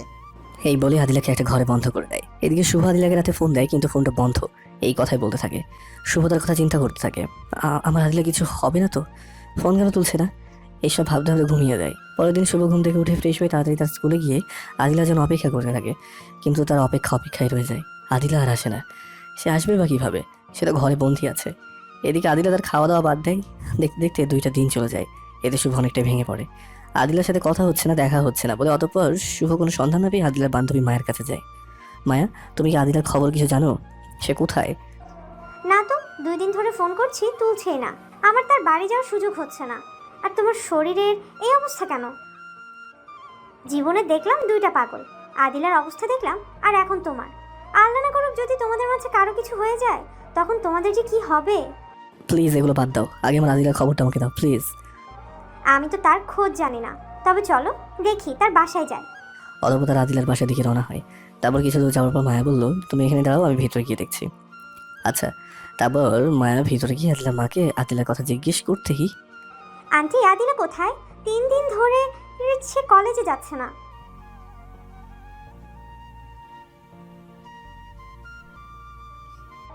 আচ্ছা আন্টি, আপনি নিশ্চিন্তে থাকুন, আমি তাকে কোথাও নিয়ে যাব না। অতঃপর আদিলার মা মায়ের কাছে চাবি দেয়। মায়া চাবি নিয়ে তালা খুলে ভিতরে ঢোকে, দেখতে পায় আদিলা উপর হয়ে শুয়ে আছে। তোরা যখন এতই একজন অন্যজনকে ভালোবাসিস, তাহলে পালিয়ে গিয়ে বিয়ে করে নে। একজন তো ঘরের মধ্যে বন্দি অবস্থায় কষ্ট পাচ্ছে, আরেকজন তো প্রায় আত্মহত্যাই হয়ে গেছে। হঠাৎ এমন কথা শুনে আদিলা চমকে ওঠে আর পিছনে তাকায়। মায়াকে দেখে শোয়া থেকে উঠে দৌড়ে জড়িয়ে ধরে কেঁদে দেয়। প্লিজ মায়া, তুই আমাকে এখান থেকে বের হওয়ার সুযোগ করে দে। আমি যে আর পারছি না। বাবা কালই আমার বিয়ে ঠিক করেছে তার বন্ধুর ছেলের সাথে। তুই আমাকে নিয়ে যা, আমি শুভকে ছাড়া বাঁচবো না। মেয়ে মানুষ কিভাবে তা তোকে নিয়ে যাব? আর আন্টিকেও কথা দিয়েছি, যা বলার তুই শুভকে বল। তোর জন্য প্রায় পাগল হয়ে গেছে এই ফোন। শুভর কাছে কল দে। বলো মায়া, আদিলা কি আছে ওখানে, কি করছে? ও একটা বার তাকে ফোন করতে বলো না, আমি যে তার কাছে থাকতে পারছি না, প্লিজ মায়া দাও না। তখনই শুভ মোবাইলে কান্নার আওয়াজ শুনতে পায়। আদিলা কেঁদে কেঁদে বলতে থাকে, তুমি আমাকে নিয়ে যাও, আমার বাবা আমাকে ঘরে আটকে রেখেছে, কালই আমার বিয়ে দিয়ে দিবে। আমি তোমাকে ছাড়া বাঁচবো না। তুমি আমাকে আজ রাতেই নিয়ে যাবে, তা না হলে আমি আত্মহত্যা করব। তুমি এমন কথা বলো না আদিলা, তুমি চলে গেলে আমি কাকে নিয়ে বাঁচবো? তুমি ফোনটা মায়ের কাছে দাও। বলো। তোমার কাছে কি আদিলা রুমে চাবি দিয়েছে নাকি তাদের কাছে রেখেছে? আমার কাছেই কেন? এক কাজ করো, তুমি চাবিটা কিছু ফটো নিয়ে আসো, বাকিটা আমি পরে দেখছি। আচ্ছা। আদিলার কাছে ফোন দাও। বলো শুভ। তুমি আজ রেডি থাকো, আমরা আজ পালাবো। আচ্ছা আমি রেডি হয়ে তোমার অপেক্ষায় থাকবো। আচ্ছা তাহলে ফোন রাখলাম। এই শোনো। বলো। উম্মুয়া, উম্মুয়া। অতঃপর ফোনটা রেখে মায়া সেখান থেকে চলে আসে। রাতে শুভ তাদের বাসায় পিছনের পাইপ দিয়ে ওঠে। আদিলার রুমে ডুপ্লিকেট চাবি দিয়ে থাকে। আদিলা শুভকে দেখা মাত্রই দৌড়ে এসে জড়িয়ে ধরে পাগলের মতো চুমু খেতে থাকে। আদিলা এখন এমন করো না, চুমু খাওয়ার অনেক সময় পাবে, এখন আমাদের বের হতে হবে, না হলে তোমার বাবা মার কাছে ধরা পড়ে যাব, তখন তোমাকে চিরজীবনের জন্য হারাতে হবে, তোমাকে আমি হারাতে পারবো না। মজাটাই নষ্ট করে দিলে, তাহলে কিন্তু পরে এর সুদে আসলে নিব। আরে বাবা, তুমি যেভাবে মন চায় সেভাবে নিও, সমস্যা নেই, এখন চলো তো। অতঃপর সেখান থেকে বের হয়ে তারা একটা বাসে ওঠে। পরে আর বাস তাদের চট্টগ্রামে নামিয়ে দেয়। এখন একটা বাসা ভাড়া নিতে হবে আর আমাদের বিয়ে করে ফেলতে হবে। আচ্ছা চলো, আগে বিয়ের কাজটা সেরে ফেলি, পরে বাসা খুঁজবো। চলো। অতঃপর তারা একটা কাজী অফিসে গিয়ে বিয়ে করে নেয়। তারপর একটা বাসা খুঁজতে থাকে। কিছুক্ষণ পর একটা বাসাও পেয়ে যায় তারা। তারপরে বাসার রুম গোছগাছ করতে করতে রাত হয়ে যায়। পরে তারা ফ্রেশ হয়ে রাতের খাবার খেয়ে আদিলা আয়নার সামনে বসে পড়ে। কি করছো এখন? আমার জানুটার জন্য সাজতেছি। তুমি তো এমনিই সুন্দর। তা বললে কি আর হয়? আজ না আমাদের বাসর রাত। এখন এগুলো বাদ দাও, সারাদিন আমাদের উপরে অনেক পরিশ্রম গেছে, আমি ক্লান্ত হয়ে গেছি, আমি ঘুমোলাম। চিন্তা করো না, আমি আমার ভালোবাসা দিয়ে তোমার সমস্ত ক্লান্তি দূর করে দেব। এই বলে আদিলা শুভর কাছে এসে তার বুকের উপরে শুয়ে পড়ে। শুভ 2 ঠোঁট তার দখলে নিয়ে নেয়। কিছুক্ষণ পর ছেড়ে দেয় আদিলা। শুভ, এখন তো আমাদের আর কোনো চিন্তা নাই। আমরা সারা জীবন সুখ দুঃখ ভাগ করে নিয়ে সুখে শান্তিতে থাকতে পারবো। তবে তুমি এখন একটা চাকরি দেখো। আমার কাছে যে টাকা আছে তা দিয়ে কিছুদিন চলে যাবে। যদি তোমার একটা চাকরি হয় তাহলে আমাদের সুখ শান্তি দেখে কে? আচ্ছা কাল সকালে চাকরি খুঁজে বের হবো, এখন ঘুমাও। কি বললা? আজ আমাদের বাসর রাত, এত তাড়াতাড়ি কেন আমি তোমাকে আদর করব? তারপর না হয় ঘুম। তখন আদিলা শুভকে শক্ত করে জড়িয়ে ধরে ভালোবাসার অতল সাগরে সাঁতার কাটতে থাকে। পরের দিন সকালে ফ্রেশ হয়ে রাস্তা করে চাকরি খুঁজতে যায়, কিন্তু সারাদিন ঘোরাফেরা করে কোথাও চাকরি পায় না শুভ। এইভাবে কিছুদিন ঘোরাঘুরি করার পর চাকরিটাও হয়ে যায়। তখনই তাদের সংসারে সুখে শান্তিতে ভরে ওঠে। 1 বছর পরে তাদের কোল আলোকিত করে একটি ছেলে সন্তান হয়, তার নাম রাখে আদনান। তখনই তানজিলা বলে ওঠে, ভাইয়া, তোমার গল্প শুনে মনে হলো তোমাদের সংসার সুখে ভরপুর ছিল, তো পৃথক হওয়ার কারণ কি? শুভ আবার বলতে শুরু করলো, যখন আমাদের আদনানের 1 বছর বয়স হয় তখন আমি যে অফিসে কাজ করতাম তার মালিক একদিন আমাকে ডেকে বলে 10 দিনের জন্য কক্সবাজার ঘুরতে যাবে 10 জন লোক নিয়ে। তখন আমি বাসায় এসে আদিলাকে ঘুরতে যাওয়ার কথা বলি। সে আমাকে যেতে বলে, সে তো জানতো না আমার এই ঘুরতে যাওয়ায় তার ভালোবাসার মধ্যে কাল হয়ে দাঁড়াবে। পরদিন শুভ তার জিনিসপত্র নিয়ে গাড়িতে উঠে বসে। একে একে সবাই গাড়িতে ওঠে, কিন্তু একটা সিট শুভর পাশে খালি থাকে। কিছুক্ষণ পরে একটা সুন্দরী মেয়ে এসে শুভর পাশের সিটে বসে পড়ে, কিন্তু শুভ সেই মেয়েটিকে কখনো তাদের অফিসে দেখেনি। তারপর ড্রাইভার গাড়ি চালানো শুরু করে দেয়। শুভ একবার তাকিয়ে আর চোখ ফেরাতে পারে না। মেয়েটি তার আদিলার থেকেও বহু গুণে সুন্দরী বলে। এই যে মিস্টার, এভাবে তাকিয়ে থাকেন না, প্রেমে পড়ে যাবেন। মেয়েটির কথায় শুভ লজ্জা পায়, তাই মাথা নিচ করে ফেলে। কিছুক্ষণ পর মেয়েটি বলে উঠল, এই যে মিস্টার শুভ, তখন তো খুব মজা নিয়ে আমার দিকে তাকিয়েছিলেন, এখন একটা কথাও বলছেন না যে? কথা বলবেন না আমার প্রেমে পড়ে যাবেন বলে? আপনি বিবাহিত, সেটি আমি জানি। মেয়েটি কথাগুলো কোন নিয়তে বলছে কে জানে। না, এমনি কথা বলছিলাম না তো। আপনি কে? আপনাকে তো কোনোদিন দেখিনি আমাদের অফিসে। আমি কে সেটা আস্তে আস্তে জেনে যাবেন, তবে এতটুকু জেনে রাখেন, আমার নাম তানিয়া। আমি আপনাদের অফিসে কাজ করি, সেটা বাড়ি থেকে কিছু সমস্যার কারণে আসতে পারি না। পরে তারা আরো কিছুক্ষণ গল্প করে একদম ঘনিষ্ঠ হয়ে যায়। কিছুক্ষণ পর তানিয়া বলল, তারপর তানিয়া শুভর কাঁধে মাথা রাখে, আর শুভ তানিয়ার গোলাপির মতো ঠোঁটের দিকে তাকিয়ে থাকে। তাকিয়ে থাকতে থাকতে কখন যে শুভ তার ঠোঁটের প্রতি আকৃষ্ট হয়ে যায় শুভ বুঝতেই পারে না। হঠাৎ করে শুভ তানিয়ার ঠোঁটে আলতো করে একটা কিস দিয়ে বসে। এতে তানিয়ার ঘুম ভেঙে যায়। তুমি এটা কি করলে শুভ? তুমি না বিবাহিত? সরি, আমি আসলে বুঝতে পারিনি। তোমার এই মিষ্টি ঠোঁটের দিকে তাকিয়ে থাকতে থাকতে কখন যে কিস করে ফেলেছি বুঝতেই পারিনি। আচ্ছা ঠিক আছে। শুভ মনে মনে চিন্তা করতে থাকে, এটা আমি কি করলাম? কেন আমি তানিয়াকে কিস করলাম? আমি কি তানিয়ার প্রতি দুর্বল হয়ে যাচ্ছে? হে যে মিস্টার, মন খারাপ হয়ে গেছে? আমি এগুলো বুঝি, এই বয়সে একটু একটু এরকম হবেই, তাতে মন খারাপ করার কি আছে শুভ? আমার দিকে তাকাও। শুভ লজ্জা মাখা মুখে তানিয়ার দিকে তাকাতেই তানিয়ার শুভ দুই ঠোঁট নিজে দখলে নিয়ে নেয়। 5 মিনিট পর ছেড়ে দিয়ে তানিয়া হাঁপাতে হাঁপাতে বলল, কেমন দিলাম? তখন চুরি করে আমার ঠোঁটে কিস করছো, এখন প্রকাশ্যে দিয়ে দিলাম, যাতে আমারে কিস করলে আর চুরি করে না করো। শুভ কোনো কথা বলতে পারে না। তানিয়ার ব্যবহারে যেন শুভ বাকশক্তি হারিয়ে ফেলেছে। এই শুভ, কথা বলছো না কেন? আবার দিতে হবে নাকি? এই না, তানিয়া একটা কথা বলবো। বলো, কি বলবে? তখন আমি না হয় তোমার মায়ের পরে তোমাকে কিস করেছিলাম, কিন্তু তুমি আমাকে কিস করলে কেন? তুমি তো জানো আমি বিবাহিত। জানতাম, কিন্তু আমি তোমাকে কেন কিস করেছি তা তুমি অচিরেই জানতে পারবে। অতঃপর তারা আরও কিছুক্ষণ কথা বললো।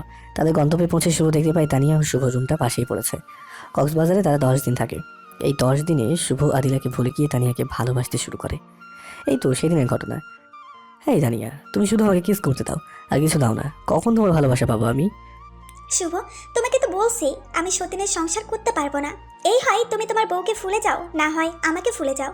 যেদিন তুমি তোমার বউকে তোমার জীবন থেকে তাড়াতে পারবে, সেদিন আমি তোমাকে আমার পরিপূর্ণ ভালোবাসা দিব। আচ্ছা, তাহলে বাড়ি গিয়ে আদিলাকে তাড়িয়ে দেবো, তখন তোমার ভালোবাসা আমাকে দেবে তো? দেবো। আচ্ছা চলো, আমাদের গাড়ি রেডি, এখন চলো যাবো। চলো। পরে তারা সেখান থেকে চলে যায়। অতঃপর যে বাড়িতে চলে যায়। শুভ বাড়ি আসতে আদিলা তাকে জড়িয়ে ধরে শাড়ির আঁচল দিয়ে শুভর মুখের ঘাম মুছে দেয়। এই, এত ঢং দেখাতে হবে না, বাসে ফ্যান আছে। তুমি এমন কথা কেন বলছো শুভ? তোমার শরীর খারাপ? তোমাকে এত আমাকে নিয়ে চিন্তা করতে হবে না, আমি শিশু না, সব বুঝি। যাও, সামনে থেকে যাও, তোমার কাজ করো না। শুভ ধমক শুনে আদিলা সেখান থেকে বিছানায় শুয়ে কান্না করতে থাকে। এইভাবে প্রত্যেক দিন কোনো না কোনো বিষয় নিয়ে আদিলার সাথে ঝগড়া চলতেই থাকে। একদিনের ঘটনা, আদিলা শুভর এমন বিহেভ করা সহ্য করতে পারে না। রাতের বেলায় আদিলা শুভর পা জড়িয়ে ধরে বলে, কেন তুমি এমন করছো আমার সাথে? যদি আমি কোনো অপরাধ করে থাকি তাহলে আমাকে বলো, তার জন্য আমাকে এভাবে কষ্ট দিও না। আমি তোমার কষ্ট দেওয়া সহ্য করতে পারি না। তুমি আমার সাথে এমন বিহেভ করছো কেন? তোকে এখন আর আমার ভালো লাগে না, তোকে আমার আর জীবনে চাই না। না শুভ, এমন করো না। আমাদের আদনানের মুখের দিকে তাকিয়ে হলেও আমার প্রতি রহম করো। চুপ, একদম চুপ। তোকে এখান থেকে আর ভালো লাগছে না, বললাম না? তোকে এত কষ্ট দিচ্ছি, তুই যাস না কেন? চলে যা তুই। চুপ, একদম চুপ। তখনই শুভর মোবাইলে ফোন আসে। হ্যালো জানু, কি করছো? এই তো জানো, তোমার কথাই চিন্তা করতেছিলাম। তুমি আমাকে ভালোবাসা দেবে না?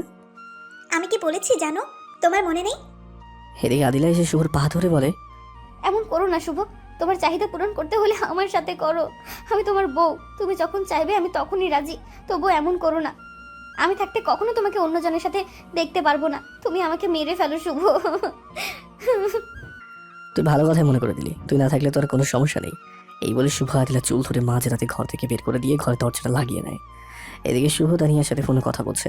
তখন তানিয়া বলে, জানো কি করছো তুমি? এই তো জানো, ভেজালটা দূর করলাম। এখন বলো, কখন আমাকে ভালোবাসা দেবে? কাল সকালে হোটেলে চলে এসো। পরের দিন শুভ সকালে উঠে তার ছেলে আদনানকে কাজের বুয়ার কাছে দিয়ে তানিকে দেওয়ার ঠিকানায় চলে যায়। গিয়ে যা দেখতে পায় তাতে শুভর পা থেকে মাটি সরে যায়। শুভ তা দেখে তো থমকে দাঁড়ায়। পরের দিন শুভ তানিয়া দেওয়া ঠিকানায় গিয়ে দেখতে পায় তানিয়া একটি ছেলের সাথে একই বিছানায় শুয়ে আছে।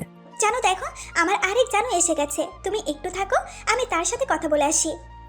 ছি তানিয়া, ছি, তুমি এত নিকৃষ্ট, আমি জানতাম না। তুই কি নিজেই ভালো? আমি হয় আমার স্বামীর সাথে শুয়েছি, আর এটা বৈধ, আর তুই কি করতে আসছিস অন্যের সাথে? ছি, তোর মতো খারাপ কোনো ছেলে এই জগতে আছে কিনা আমার জানা নেই। যে তোকে পাগলের মতো ভালোবাসে এসেছে, তাকে তুই ঠকালি। আমিও ঠিক এটাই চাইছিলাম, আমি তোদের দুইজনের সুখে থাকা দেখতে পারছিলাম না। আমি একটা জিনিস ভেবে পাই না যে স্বর্ণের প্লেটে ভাত খেয়ে বড় হয়েছে, সে কত ভালোবাসলে তার মতো গরিব একটা ছেলের হাত ধরে চলে আসতে পারে। জানিস, তোকে সে অন্ধের মতো বিশ্বাস করতো। তোদের সম্পর্ক নষ্ট করার জন্য আমি অনেক চেষ্টা করেছি। আদিলাকে তোর নামে মিথ্যে ফ্যাক ভিডিও তৈরি করে দেখিয়েছিলাম, যাতে আদিলা দেখে তোর সাথে সম্পর্ক নষ্ট করে দেয়। কিন্তু সে তোকে এতটাই অন্ধের মতো বিশ্বাস করতো, কখনোই এই বিষয় নিয়ে তোকে বলেনি। তার মনে পুরোপুরি বিশ্বাস ছিল যে তুই কখনো ওই রকম করবি না। যখন আমার সমস্ত প্ল্যানে আদিলার কাছে ব্যস্ত হয়, তখন আমি তোকে আমার প্রেমের ফাঁদে ফেলানোর চেষ্টা করি। হ্যাঁ, তাতে তুই আমার ফাঁদে পাতিস। কেন এইভাবে আমাদেরকে আলাদা করলে? আমাকে তোমার ভালোবাসার মায়া ফেলে কি অপরাধ করেছিলাম? হ্যাঁ, আমি কি তোমার কোনো ক্ষতি করেছিলাম যার জন্য আমাদেরকে এইভাবে কষ্ট দেওয়ার জন্য উঠে পড়ে লেগেছিলে? শুধু তোর জন্য আমি 3টা বছর জেল খেটেছি। আমাকে জেলে আমার বাবা পর্যন্ত দেখতে আসেনি, শুধু তোর কারণে। আর দেখ তো, একে চিনতে পারিস কিনা? বিছানার উপরে শুয়ে থাকা ছেলেটাকে দেখিয়ে শুভ এতক্ষণ তার দিকে খেয়াল করেনি, ফলে চিনতে পারেনি। শুভ তার দিকে তাকাতেই চমকে ওঠে। তুমি ইমরান না? আমি ইমরান, যাকে তোর বউ কলেজে সবার সামনে আমাকে থাপ্পড় দিয়েছিল। আমি সেদিন প্রতিজ্ঞা করেছিলাম তোদের কখনো সুখে থাকতে দিব না, কিন্তু সেটি আমার পক্ষে একা করা সম্ভব ছিল না। কিন্তু যখন আমি জানতে পারি তুই তানিয়াকে পুলিশে দিয়ে ধরিয়ে দিয়েছিস, এতে তানিয়া তো শত্রু হয়েছে। আর আমি এই সুযোগে তানিয়াকে তোদের কথা বলি। তানিয়া তোদের পৃথক করতে রাজি হয়ে যায়, আর তাতে আমি তানিয়াকে জেল থেকে ছাড়িয়ে এনে বিয়ে করে নেই। আর তোদের কিভাবে পৃথক করা যায় সেই নিয়ে ভাবতে থাকি। আমি তো তানিয়াকে আগে কখনো দেখিনি, আর তাকে কখনো আমি পুলিশে ধরিয়ে দিলাম। মনে কর, একটু ফ্ল্যাশব্যাক থেকে ঘুরে আয়। শুভ এক রাস্তা দিয়ে যাচ্ছিল, হঠাৎ একটি মেয়েলি কণ্ঠে চিৎকারের আওয়াজ ভেসে আসলো, বাঁচাও বাঁচাও! শুভর সামনে তাকিয়ে দেখে একটা মেয়েকে 3 জনে টেনে নিয়ে যাচ্ছে। শুভ তখন তাদেরকে মেয়েটিকে তাদের হাত থেকে বাঁচায়। আর মেয়েটি ছিল সেই তানজিলা যে প্রথম পর্বে পড়ে এসেছেন। অতঃপর পুলিশ দিয়ে শুভ তাদের 3 জনকে ধরিয়ে দেয়। পুলিশ যখন তাদেরকে মারধর করে, তখন তারা বলে দেয় যে তাদেরকে এই মেয়েটিকে কিডন্যাপ করার জন্য একজন বলেছিল। শালা হারামজাদারা আমার কথা বলে দেয়, তখন পুলিশ আমাকে ধরে নিয়ে যায়। কারণ আমি বিদেশে সুন্দরী মেয়ে প্রচার করি, কোটি কোটি টাকা কামাই করতাম। আর এখন আমার বাবাও জানতো, সেই জন্য বাবা আমাকে একবারও জেলে দেখতে যায়নি। শুধু তোর জন্য আমার কত টাকা ক্ষতি হয়েছে, এগুলো প্রতিশোধ নেওয়ার জন্য আমি এত কিছু করেছি, আরও করব। তোকে বেঁচে থাকতে দিব না, তোকে তিলে তিলে কষ্ট দিয়ে মারবো। এদিকে তখনই শুভর মোবাইলে একটা মেসেজ আসে। শুভ মেসেজটা সিন করে দেখতে পায়, হারামজাদা, তুই আমার খেয়ে আমার পরে আমার মেয়েকে ধর্ষণ করার চেষ্টা করেছিস। তুই থাক, আমি পুলিশ পাঠাচ্ছি। তোকে আমার মেয়েকে ধর্ষণ করার ইচ্ছা তোর বের করছি। শুভ মেসেজ দেখেই চমকে যায়, সে কিছুই বুঝতে পারে না। কিরে, মেসেজ দেখে অবাক হচ্ছিস? অবাক হওয়ার কিছু নেই। এই বলে তার মোবাইলে একটা ভিডিও চালু করে, যেখানে দেখতে পাই শুভ তানিয়াকে ধর্ষণ করার চেষ্টা করছে। আমি এই ভিডিওটা বাবাকে দিয়েছি অন্য একটা নাম্বারে, কারণ বাবা তোকে অনেক বিশ্বাস করতো। একটা কথা মনে রাখিস, বিপদ যখন আসে সব জায়গায় আসে। সেদিন বাসে তোকে বলেছিলাম না আমার পরিচয় আস্তে আস্তে জেনে যাবে? এখন তোকে পরিচয়টা দিলাম। আর সেই ট্যুরের ব্যবস্থা কথা আমি বাবাকে বলেছিলাম, যাতে তোকে ফাঁসাতে পারি। বাবা প্রথমে রাজি ছিল না। যখন আমি বলি যদি তুমি ট্যুরের ব্যবস্থা করো তাহলে সমস্ত খারাপ কাজ আমি ছেড়ে দেব, তখন বাবা রাজি হয়। আর শোন, এখনো তোর কিছু সময় হাতে আছে। তোর ছেলেকে বাঁচা। বাবা পুলিশ তোর ছেলের কাছেই পাঠাইছে, কারণ তুই তোর ছেলেকে ভীষণ ভালোবাসিস। তাকে ধরলে তুই এমনিতেই থানায় যাবি। তানিয়ার কথা শুনে শুভ দৌড়ে বাড়ি চলে যায়। সেখানে কাজের বর থেকে তার ছেলেকে নিয়ে আসতে যাবে, তখনই শুভ তার ছেলেকে নিয়ে আসতেই সামনে টেবিলের ওপর একটা কাগজ দেখতে পাই। শুভ এক হাতে সেটি নিয়ে পড়তে থাকে। আমার প্রিয় শুভ, আমি তোমাকে কতটুকু ভালোবেসেছিলাম জানি না, কিন্তু বিশ্বাস করো, যখন কেউ তোমার নামে আমার কাছে খারাপ ভিডিও পাঠায় তো সেগুলো কখনো বিশ্বাস করতাম না। আমি জানতাম কখনো তুমি এমন করতে পারো না, তাই আমি সেগুলো মিথ্যে বলে আগুন লাগিয়ে দিতাম। কখনো তোমাকে বুঝতে দিতাম না শুভ, তোমার প্রতি আমার মনে কতটা বিশ্বাস পোষণ করেছিলাম তা হয়তো কোনো মেয়ে তার অন্তরে পোষণ করতে পারবে না। তুমি গরিব থাকা সত্ত্বেও আমি সেদিন তোমার হাত ধরে পালিয়ে এসেছিলাম, শুধু এই আশায় তুমি আমাকে সারা জীবন ভালোবাসবে, আমাকে আদর দিয়ে আগলে রাখবে, আমাকে কখনো ছেড়ে যাবে না। কিন্তু কখনো ভাবিনি যে তুমি আমাকে এভাবে মাঝ রাস্তায় একা ফেলে চলে যাবে। আমি জানি না তুমি কোন মেয়ের প্রেমে পড়ে আমাকে তাড়িয়ে দিলে, আমাকে এত কষ্ট দিলে। একদিন তুমি বুঝবে শুভ, সেই মেয়েটি আমার থেকে কখনোই তোমাকে বেশি ভালোবাসতে পারবে না। সেদিন তুমি আমাকে পাগলের মতো খুঁজবে, সেদিন তুমি আমাকে পাবে না, কারণ আমি তখন আকাশের তারা হয়ে যাব, চলে যাব না ফেরার দেশে। আমার ছেলেটাকে তুমি দেখে রেখো। তাকে কখনো মায়ের অভাবটা বুঝতে দিও না, তাকে কখনো কষ্ট দিও না, তাহলে যে আমি মরেও শান্তি পাবো না। শেষে একটা কথাটা রাখো, টেবিলের উপর বইয়ের নিচে কিছু টাকা রাখা আছে যা আমি টিউশন করিয়ে পেতাম। সেই টাকাগুলো জমা করে রেখেছিলাম যদি কোনো কাজে লাগে এই জন্য, কিন্তু সেটি আর এই জীবনে হলো না, তাই সেই টাকাগুলো তোমাকে দিয়ে গেলাম। তুমি টাকাগুলি আমার আদনানের পেছনে খরচ করিও, খারাপ কাজে খরচ করিও না। পরিশেষে একটা কথা বলতে চাই শুভ, ভালোবাসি, বড্ড বেশি ভালোবাসি তোমাকে। ইতি অভাগা ভালোবাসা, আদিলা। আপনাদের মনে একটা প্রশ্ন জাগতে পারে, আদিলাকে তো শুভ বের করে দিয়ে দরজা লাগিয়ে দেয়, তাহলে লেখাগুলি লিখলো কখন? আদিলা যেহেতু শুভর বউ ছিল তাই তার কাছে দরজার চাবি ছিল। আদিলা রাতে সেই চাবি দিয়ে দরজাগুলি সেগুলো লিখেছিল। আচ্ছা চলুন গল্পে ফেরা যাক। শুভ কাগজে লেখাগুলি পড়ে অঝরে কাঁদতে থাকে আর বলে, কেন তুই চলে গেলি? ফিরে আয়, একটা শুভ তোর জীবনে ফিরে এসেছে। আদিলা আর আসে না, আসবি বা কীভাবে? সে তো তখন চলে গেছে। এসব বলে শুভ কান্না করতে থাকে। তখনই তার কানে একটা পুলিশের গাড়ির আওয়াজ আসে। শুভ কান্না বন্ধ করে জানালা দিতে আসাতেই দেখতে পায় পুলিশ তার বাড়ির দিকে আসছে। শুভ তখন তার ছেলে আদনানকে নিয়ে পিছনে দরজা দিয়ে পালিয়ে যায়। সেখান থেকে পালিয়ে এসে আমি এই শহরে আশ্রয় নিই, আর আদিলা দেওয়া টাকা দিয়ে একটা রিক্সা ক্রয় করে সেটা নিয়ে আমার জীবনযাপন করতাম। আর আদিলাকে খুঁজে বেড়াতাম। খুঁজতে খুঁজতে আমার জীবনের 5টা বছর অতিবাহিত হয়ে যায়। হঠাৎ একদিন রাস্তায় রিক্সা চালাচ্ছি, তখনই মাথা ঘুরে সেন্সলেস হয়ে যায়। যখন আমার জ্ঞান ফেরে তখন নিজেকে হাসপাতালে আবিষ্কার করি। পরে ডাক্তারের কাছে শুনতে পাই আমাকে মরণ ব্যাধি ক্যান্সার নামক রোগটা আমাকে আক্রান্ত করেছে। ডাক্তার সেদিন বলেছিল আমি মাত্র অল্প কয়েকটা দিন বাঁচবো। যখন ডাক্তারের মুখে এই কথাটা শুনি তখন আমার মনে শুধু আদনানের জন্য চিন্তা হতে থাকে। যদি আমার কিছু হয়ে যায় তো আদনান থাকবে কার কাছে? কী খেয়ে বেঁচে থাকবে? তাই প্রত্যেকটা দিন রাতে আদনানকে জড়িয়ে কান্না করতাম। আর কি বলতাম সেটা আপনারা জানেন, তাই বললাম না। আর জানিস তানজিলা, যেদিন আদিলাকে পেয়েছি সেদিন যে কত খুশি হয়েছিলাম তা হয়তো বলে প্রকাশ করতে পারবো না। আমি সেদিন আমার করা অপরাধের ক্ষমা আদিলার কাছে চেয়ে নিতাম, কিন্তু বারবার বিবেকটাই বাধা দিয়েছে আর বলেছে তুই কোন মুখে তার কাছে ক্ষমা চাইতে যাস? তুই সারা জীবন তাকে কষ্ট দিয়ে এলি, আবারও কি তাকে কষ্ট দিতে চাস? তুই আর বাঁচবি না কয়দিন? যদি তার কাছে ক্ষমা চাইতে যাস আর সে ক্ষমা করে যদি আপন করে নেয় তখন কি সে পারবে তার মৃত্যু সহ্য করতে? তা কখনোই পারবে না। তাই আমি আর আদিলাকে কষ্ট দিতে চাইনি, এই জন্য তার কাছে আমি মাপ চাইনি। তার মানে ঘটনার মূল কারণ হলাম আমি। আমার জন্যই তোমাদের এই অবস্থা। আমি তোমাকে এইভাবে মরতে দিব না। আমি সমস্ত ঘটনা ম্যাডামকে বলে দিব। না তানজিলা, তুমি বলবে না, আমার কসম তোমার উপর। না ভাইয়া, আমি তোমাকে মরতে দিব না, আমি বলবোই। তার মানে তুমি চাচ্ছ আমি তোমাদের জীবন থেকে সরে যাই? যদি এটা না চেয়ে থাকো তাহলে কথা দাও এই কথাগুলি আদিলাকে কখনো বলবে না। তানজিলা শেষে হার মেনে কথা দেয় শুভকে যে আমি এই কথা ম্যাডামকে বলবো না।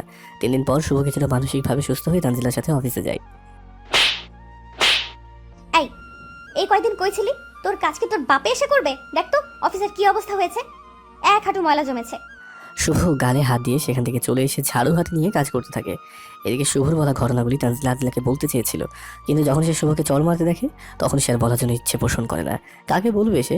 যে তারা আঘাত করে কষ্ট দেয় তাকে বলেই বা কী লাভ হবে? তার মনে তো কোনো ভালোবাসাই নেই, আছে শুধুই প্রতিশোধের আগুন। শুভ কাজ করতে থাকে, তখন ছোট্ট দুটি হাত পিছন থেকে জড়িয়ে ধরে। কই ছিলে এতদিন আব্বু? আমি আম্মুর সাথে কথা বলি, এই জন্য তুমি আমার উপর রাগ করেছো? আমাকে আদর করো না আব্বু, আমি আর কখনো আম্মুর সাথে কথা বলবো না। শুভ পিচ্ছি আদমিনের অভিমানের কথা শুনে তাকে জড়িয়ে ধরে কেঁদে কেঁদে বলতে লাগলো, বাবা এমন কথা বলে না, আমি তোমার প্রতি রাগ করিনি। তুমি তোমার আম্মুর সাথে কথা বলো দেখে আমি আরো অনেক খুশি হয়েছি। এখন থেকে তো শুধু তোমাকে তোমার আম্মুর সাথেই থাকতে হবে আর কথা বলতে হবে। আমি তো আর বেশি দিন তোমাদের মাঝে থাকবো না।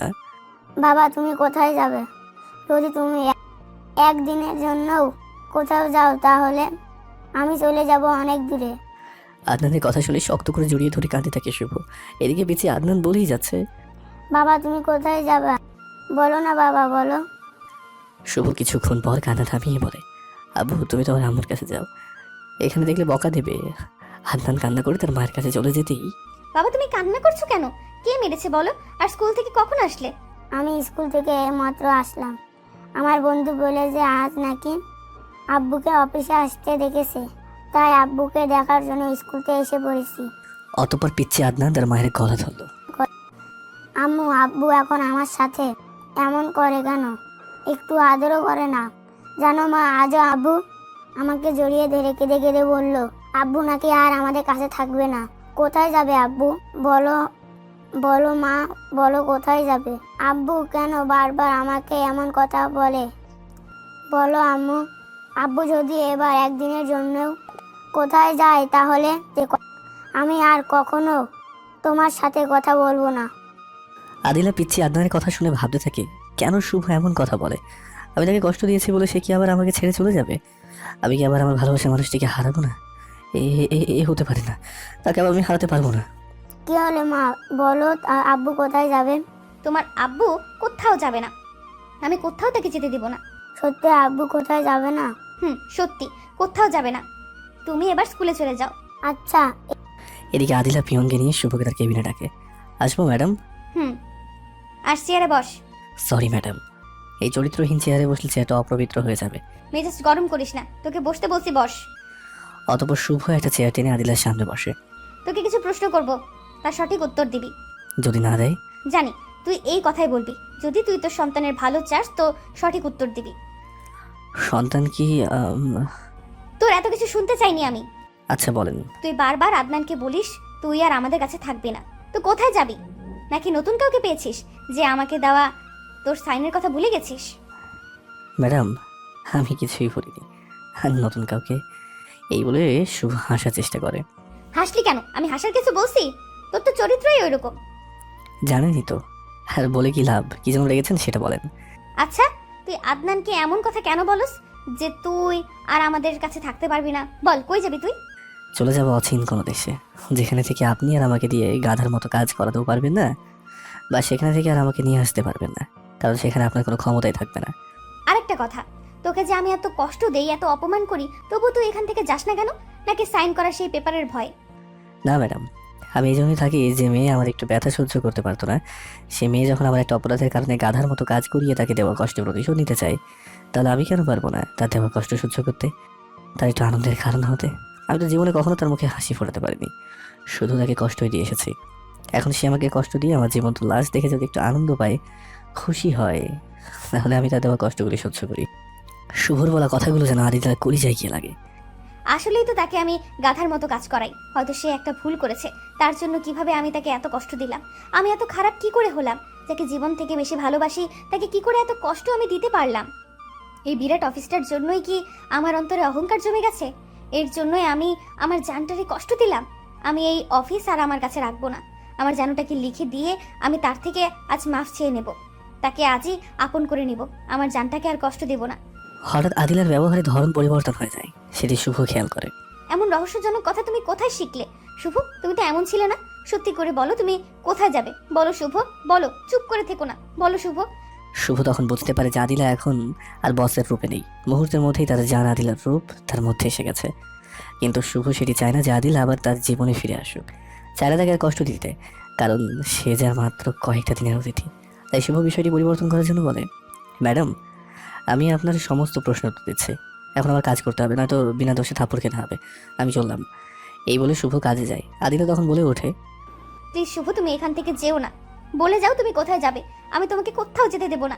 পরের দিন আদিলা সকালে এসে দেখতে পাই শুভ তার কাজ করছে, কারণ শুভ অফিসেই থাকে বলে। এই শুভ শোনো, এক্ষুনি আমার কেবিনে আসবো। এই বলে আদিলা তার রুমে চলে আসে। কিছুক্ষণ পরে, ম্যাডাম আসবো? আসো, তবে এরপর থেকে কোনো অনুমতি লাগবে না, তুমি নিজের বাসা মনে করে চলাফেরা করবে। তা কি করে হয়? কোথায় আপনার রুম আর কোথায় চরিত্রহীনের আসা যাওয়া, সেটি সম্ভব না। আর কি বললেন, নিজের রুম?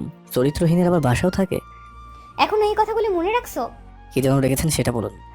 আদিলা তখন তার চেয়ার থেকে উঠে কেবিনে দরজাটা লক করে শুভর কাঁধে হাত দেয়। আপনি দরজা বন্ধ করলেন কেন? আমি আবার আপনার কোনো ক্ষতি করতে পারি? তোমার বউকে তুমি যা ইচ্ছে তাই করবে, তবে কার কি?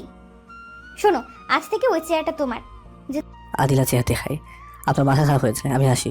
এই বলে উঠতে যাবো, তখনই যদি এক পাও আগাও তাহলে ভুলে যাব আমার কোনো ছেলে আছে। আদিলা ভালো করে জানে আদনান তার দুর্বলতা। শুভ থেমে যায়। এই তো গুড বয়, এখন যাও আমার চেয়ারে বসো। যতক্ষণ পর্যন্ত আমি উঠতে না বলবো, যদি এর কোনো এদিক সেদিক হয় তাহলে হবে না। অতঃপর আদিলা শুভকে তার চেয়ারে বসিয়ে রেখে বের হয়ে যায়। অতঃপর 3-4 ঘন্টা পর ফিরে আসে। যাও ফ্রেশ হয়ে আসো, 3-4 ঘন্টা বসে থেকে বোর হয়ে গেছো।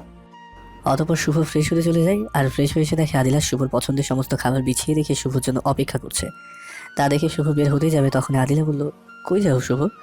আজ থেকে তোমার কোনো কাজ করতে হবে না, তুমি শুধু আমার পাশে বসে থাকবে, আর আমি যখন কাজ করব তখন তুমি আমাকে পাশে বসে হেল্প করবে। এখন আসো, আমার সাথে খাবার খাবে। বহুদিন পর আজ তোমার জন্য নিজ হাতে রান্না করে নিয়ে আসছি। শুভ কোনো কথা না বলে রুম থেকে বের হতে যায়, তখনই আদিলা গিয়ে শুভর কলা ধরে টেনে এনে হালকা একটু ধাক্কা দেয়। এদের শুভর মাথাটা চেয়ারের সাথে ধাক্কা লাগে, যার কারণে শুভ মাথায় কিছুটা আঘাত লাগে, কিন্তু শুভ সেটি আদিলাকে বুঝতে দেয় না। তোর অনেক গিয়ার বেড়ে গেছে তাই না? তুই যখন কোনো অপরাধ করতি আমি উল্টো তোর কাছে মাফ চেয়ে রাগ ভাঙাতাম। এবার অপরাধটা বড় করেছিলি, তাই তোর প্রতি রাগ হয়েছিল অনেক। ভেবেছিলাম তুই আমার কাছে মাফ চাইবি, কিন্তু তুই আমার কাছে ছোট হবি বলে আর মাফ চাইলি না। তাই তোকে কষ্ট দিয়ে তোর অপরাধ ক্ষমা করে আমি তোকে আমার ভালোবাসায় জড়াতে চাইলাম, কিন্তু তুই তা বুঝেও না বোঝার ভান করে এড়িয়ে চলতেছিস বলেই কেঁদে দেয়। কি অপরাধ আমি করেছি যার জন্য আমাকে এভাবে কষ্ট দিচ্ছিস? তোকে ভালোবেসে কি একটু সুখ পাবো না আমি আমার জীবন থেকে? আমার জীবন থেকে তোকে বেশি ভালোবাসাটাই কি আমার ভুল নাকি? তোর জায়গায় অন্য কাউকে ভাবতে পারি না, এটাই আমার অপরাধ।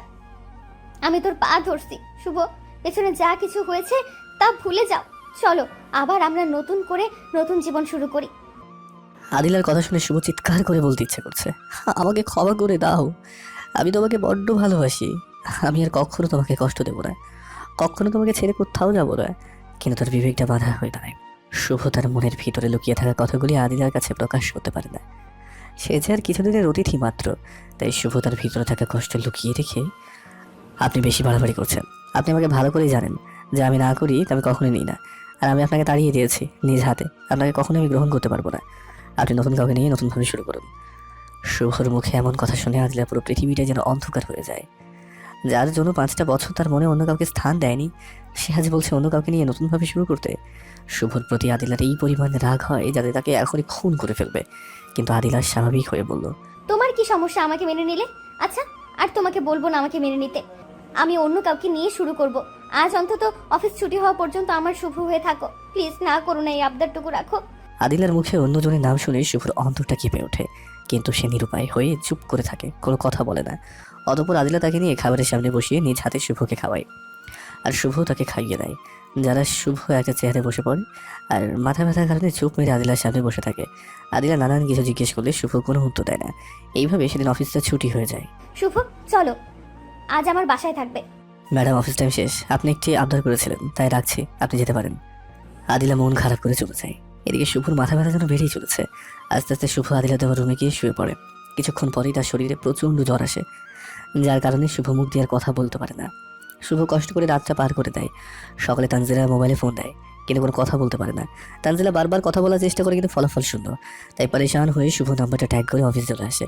অতঃপর শুভ রুমে গিয়ে দেখতে পায় শুভর শরীর থরথর করে কাঁপছে। অতঃপর তানজিলা শুভর মাথা তার হাঁটুতে রাখে। শুভ আস্তে আস্তে কী যেন বলার চেষ্টা করে, তানজিলা সেটি বুঝতে পারে না। তাই মাথা নিজের দিক করে তার কথা বোঝার জন্য ঠিক তখনই পিছন থেকে, বাহ, তাহলে চলছে তোমাদের রাসলীলা।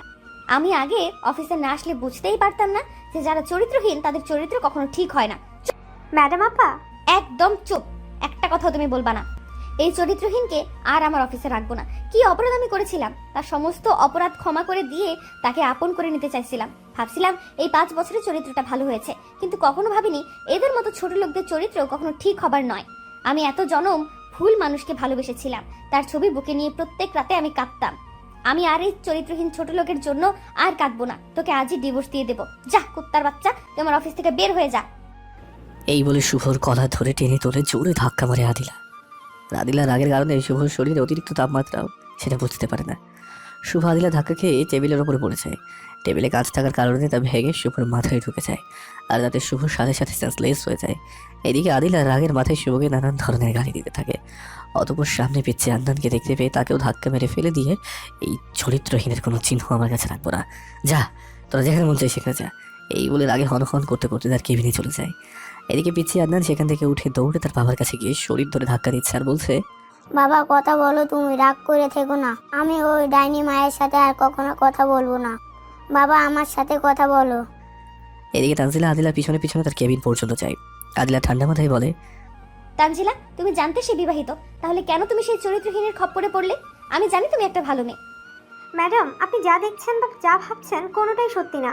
আর ম্যাডাম যে মানুষটা একবার ভুল করে, সে ভুলের শাস্তি 5 বছর ধরে সহ্য করছে। সে মানুষটা দ্বিতীয়বার সে ভুলটা কখনো করতে পারে না। ম্যাডাম আর কি বললেন ভাইয়াকে? টিপস দিবেন? দেন। চরিত্রহীন তো আর কখনো ভালো মেয়ের স্বামী হতে পারে না। আপনি ডিভোর্স পেপারটা আমার বাসায় পাঠিয়ে দিন। ভাইয়া যদি এই যাত্রা বেঁচে যায়, তাহলে আমি কখনো তাদেরকে আপনার মতো মেয়ের কাছে আসতে দিব না। বাই। এই বলে সেখান থেকে তানজিলা শুভকে নিয়ে হাসপাতালে যায়। ডাক্তার তার অবস্থা দেখে তাকে ইমার্জেন্সিতে নিয়ে যায়। কিছুক্ষণ পর ডাক্তার নিরাশ হয়ে বের হয়ে আসে। ডাক্তার সাহেব, আমার ভাইয়ের অবস্থা কেমন? সরি ম্যাডাম, আমাদের দ্বারা একে বাঁচানো সম্ভব নয়। আমরা তার মাথায় থাকা কাঁচের টুকরো বের করে ব্যান্ডেজ করে দিয়েছি। এখন আপনি দেখতে পারেন।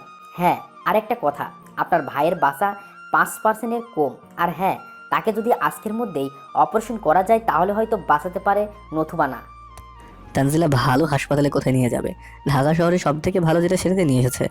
এখন তানজিলা মেয়ে হয়ে কোথায় ঘুরবে? তাকে তাকে নিয়ে যাবে কোথায়? এদিকে পিচ্ছি আদনান কান্না করেই চলেছে। আন্টি আব্বুকে আর আমার সাথে কথা বলবে না? তুমি আব্বুকে বলো না আমার সাথে কথা বলতে। আমি আম্মুর সাথে আর কখনো কথা বলবো না। বলো না আন্টি, আব্বু যেন আমার প্রতি রাগ করে না থাকে, আমার সাথে কথা বলে। বলো আন্টি, আব্বুকে বলো। তানজিলা যে কি করবে এখনো বুঝতে পারছে না সে। পিচ্ছি আদনানকে কিছু বলে বুঝে দিতে না পারছে। শুভকে অন্য কোথাও নিয়ে যাওয়ার ব্যবস্থা করতে তানজিলা তখন মাথায় হাত দিয়ে বেঞ্চের উপরে বসে পড়ে। তখনই তানজিলার ঘাড়ে কে যেন হাত দেয়। তানজিলা পিছন দিকে তাকিয়ে থাকে।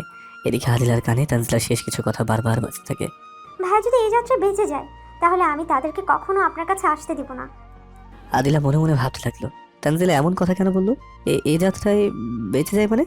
তাহলে কি শুভর এমন কিছু হয়েছে? আমি কি রাগের মাথায় কোনো ভুল করে ফেললাম? না, আর ভাবতে পারছি না। এই বলে মাথায় হাত দেয়। কিছুক্ষণ পর আদিলা কি যেন মনে করে শুভর রুমে গিয়ে চমকে ওঠে। তানজিলা ভাবতেই পারে না কোথায় নিয়ে যাবে তাকে। ঢাকার সব থেকে ভালো হসপিটালেও যখন তার কাজ হলো না, তখন কি করবে, কোথায় নিয়ে যাবে কিছুই ভাবতে পারছে না। তখনই তানজিলা মাথায় হাত দিয়ে বেঞ্চের উপরে বসে ভাবতে লাগলো, আমি একা কোথায় নিয়ে যাব? নাকি ভাইয়া এভাবেই? না না, এসব ভাবতে থাকে। তখনই কে যেন পিছন থেকে তানজিলার ঘাড়ে হাত দেয়। তানজিলা মাথা তুলে পিছন দিকে তাকিয়ে দেখতে পায় একটা মেয়ে দাঁড়িয়ে আছে। এভাবে বসে থাকলে কি তোমার ভাইকে বাঁচাতে পারবে? শুনলে না ডাক্তার কি বললো? যদি আজকের মধ্যে অপারেশন করানো যায় তাহলে হয়তো বাঁচানো সম্ভব। আমি একা কি করব? কোথায় নিয়ে যাব? এখন কথা বলার সময় নাই। এই নাও তোমাদের ভিসা, তুমি এখনই তাকে সিঙ্গাপুরে নিয়ে যাও। তুমি কে আপু? আমার ভাইয়ের কঠিন দিনে তুমি ফেরেশতার মতো এসে সাহায্য করছো।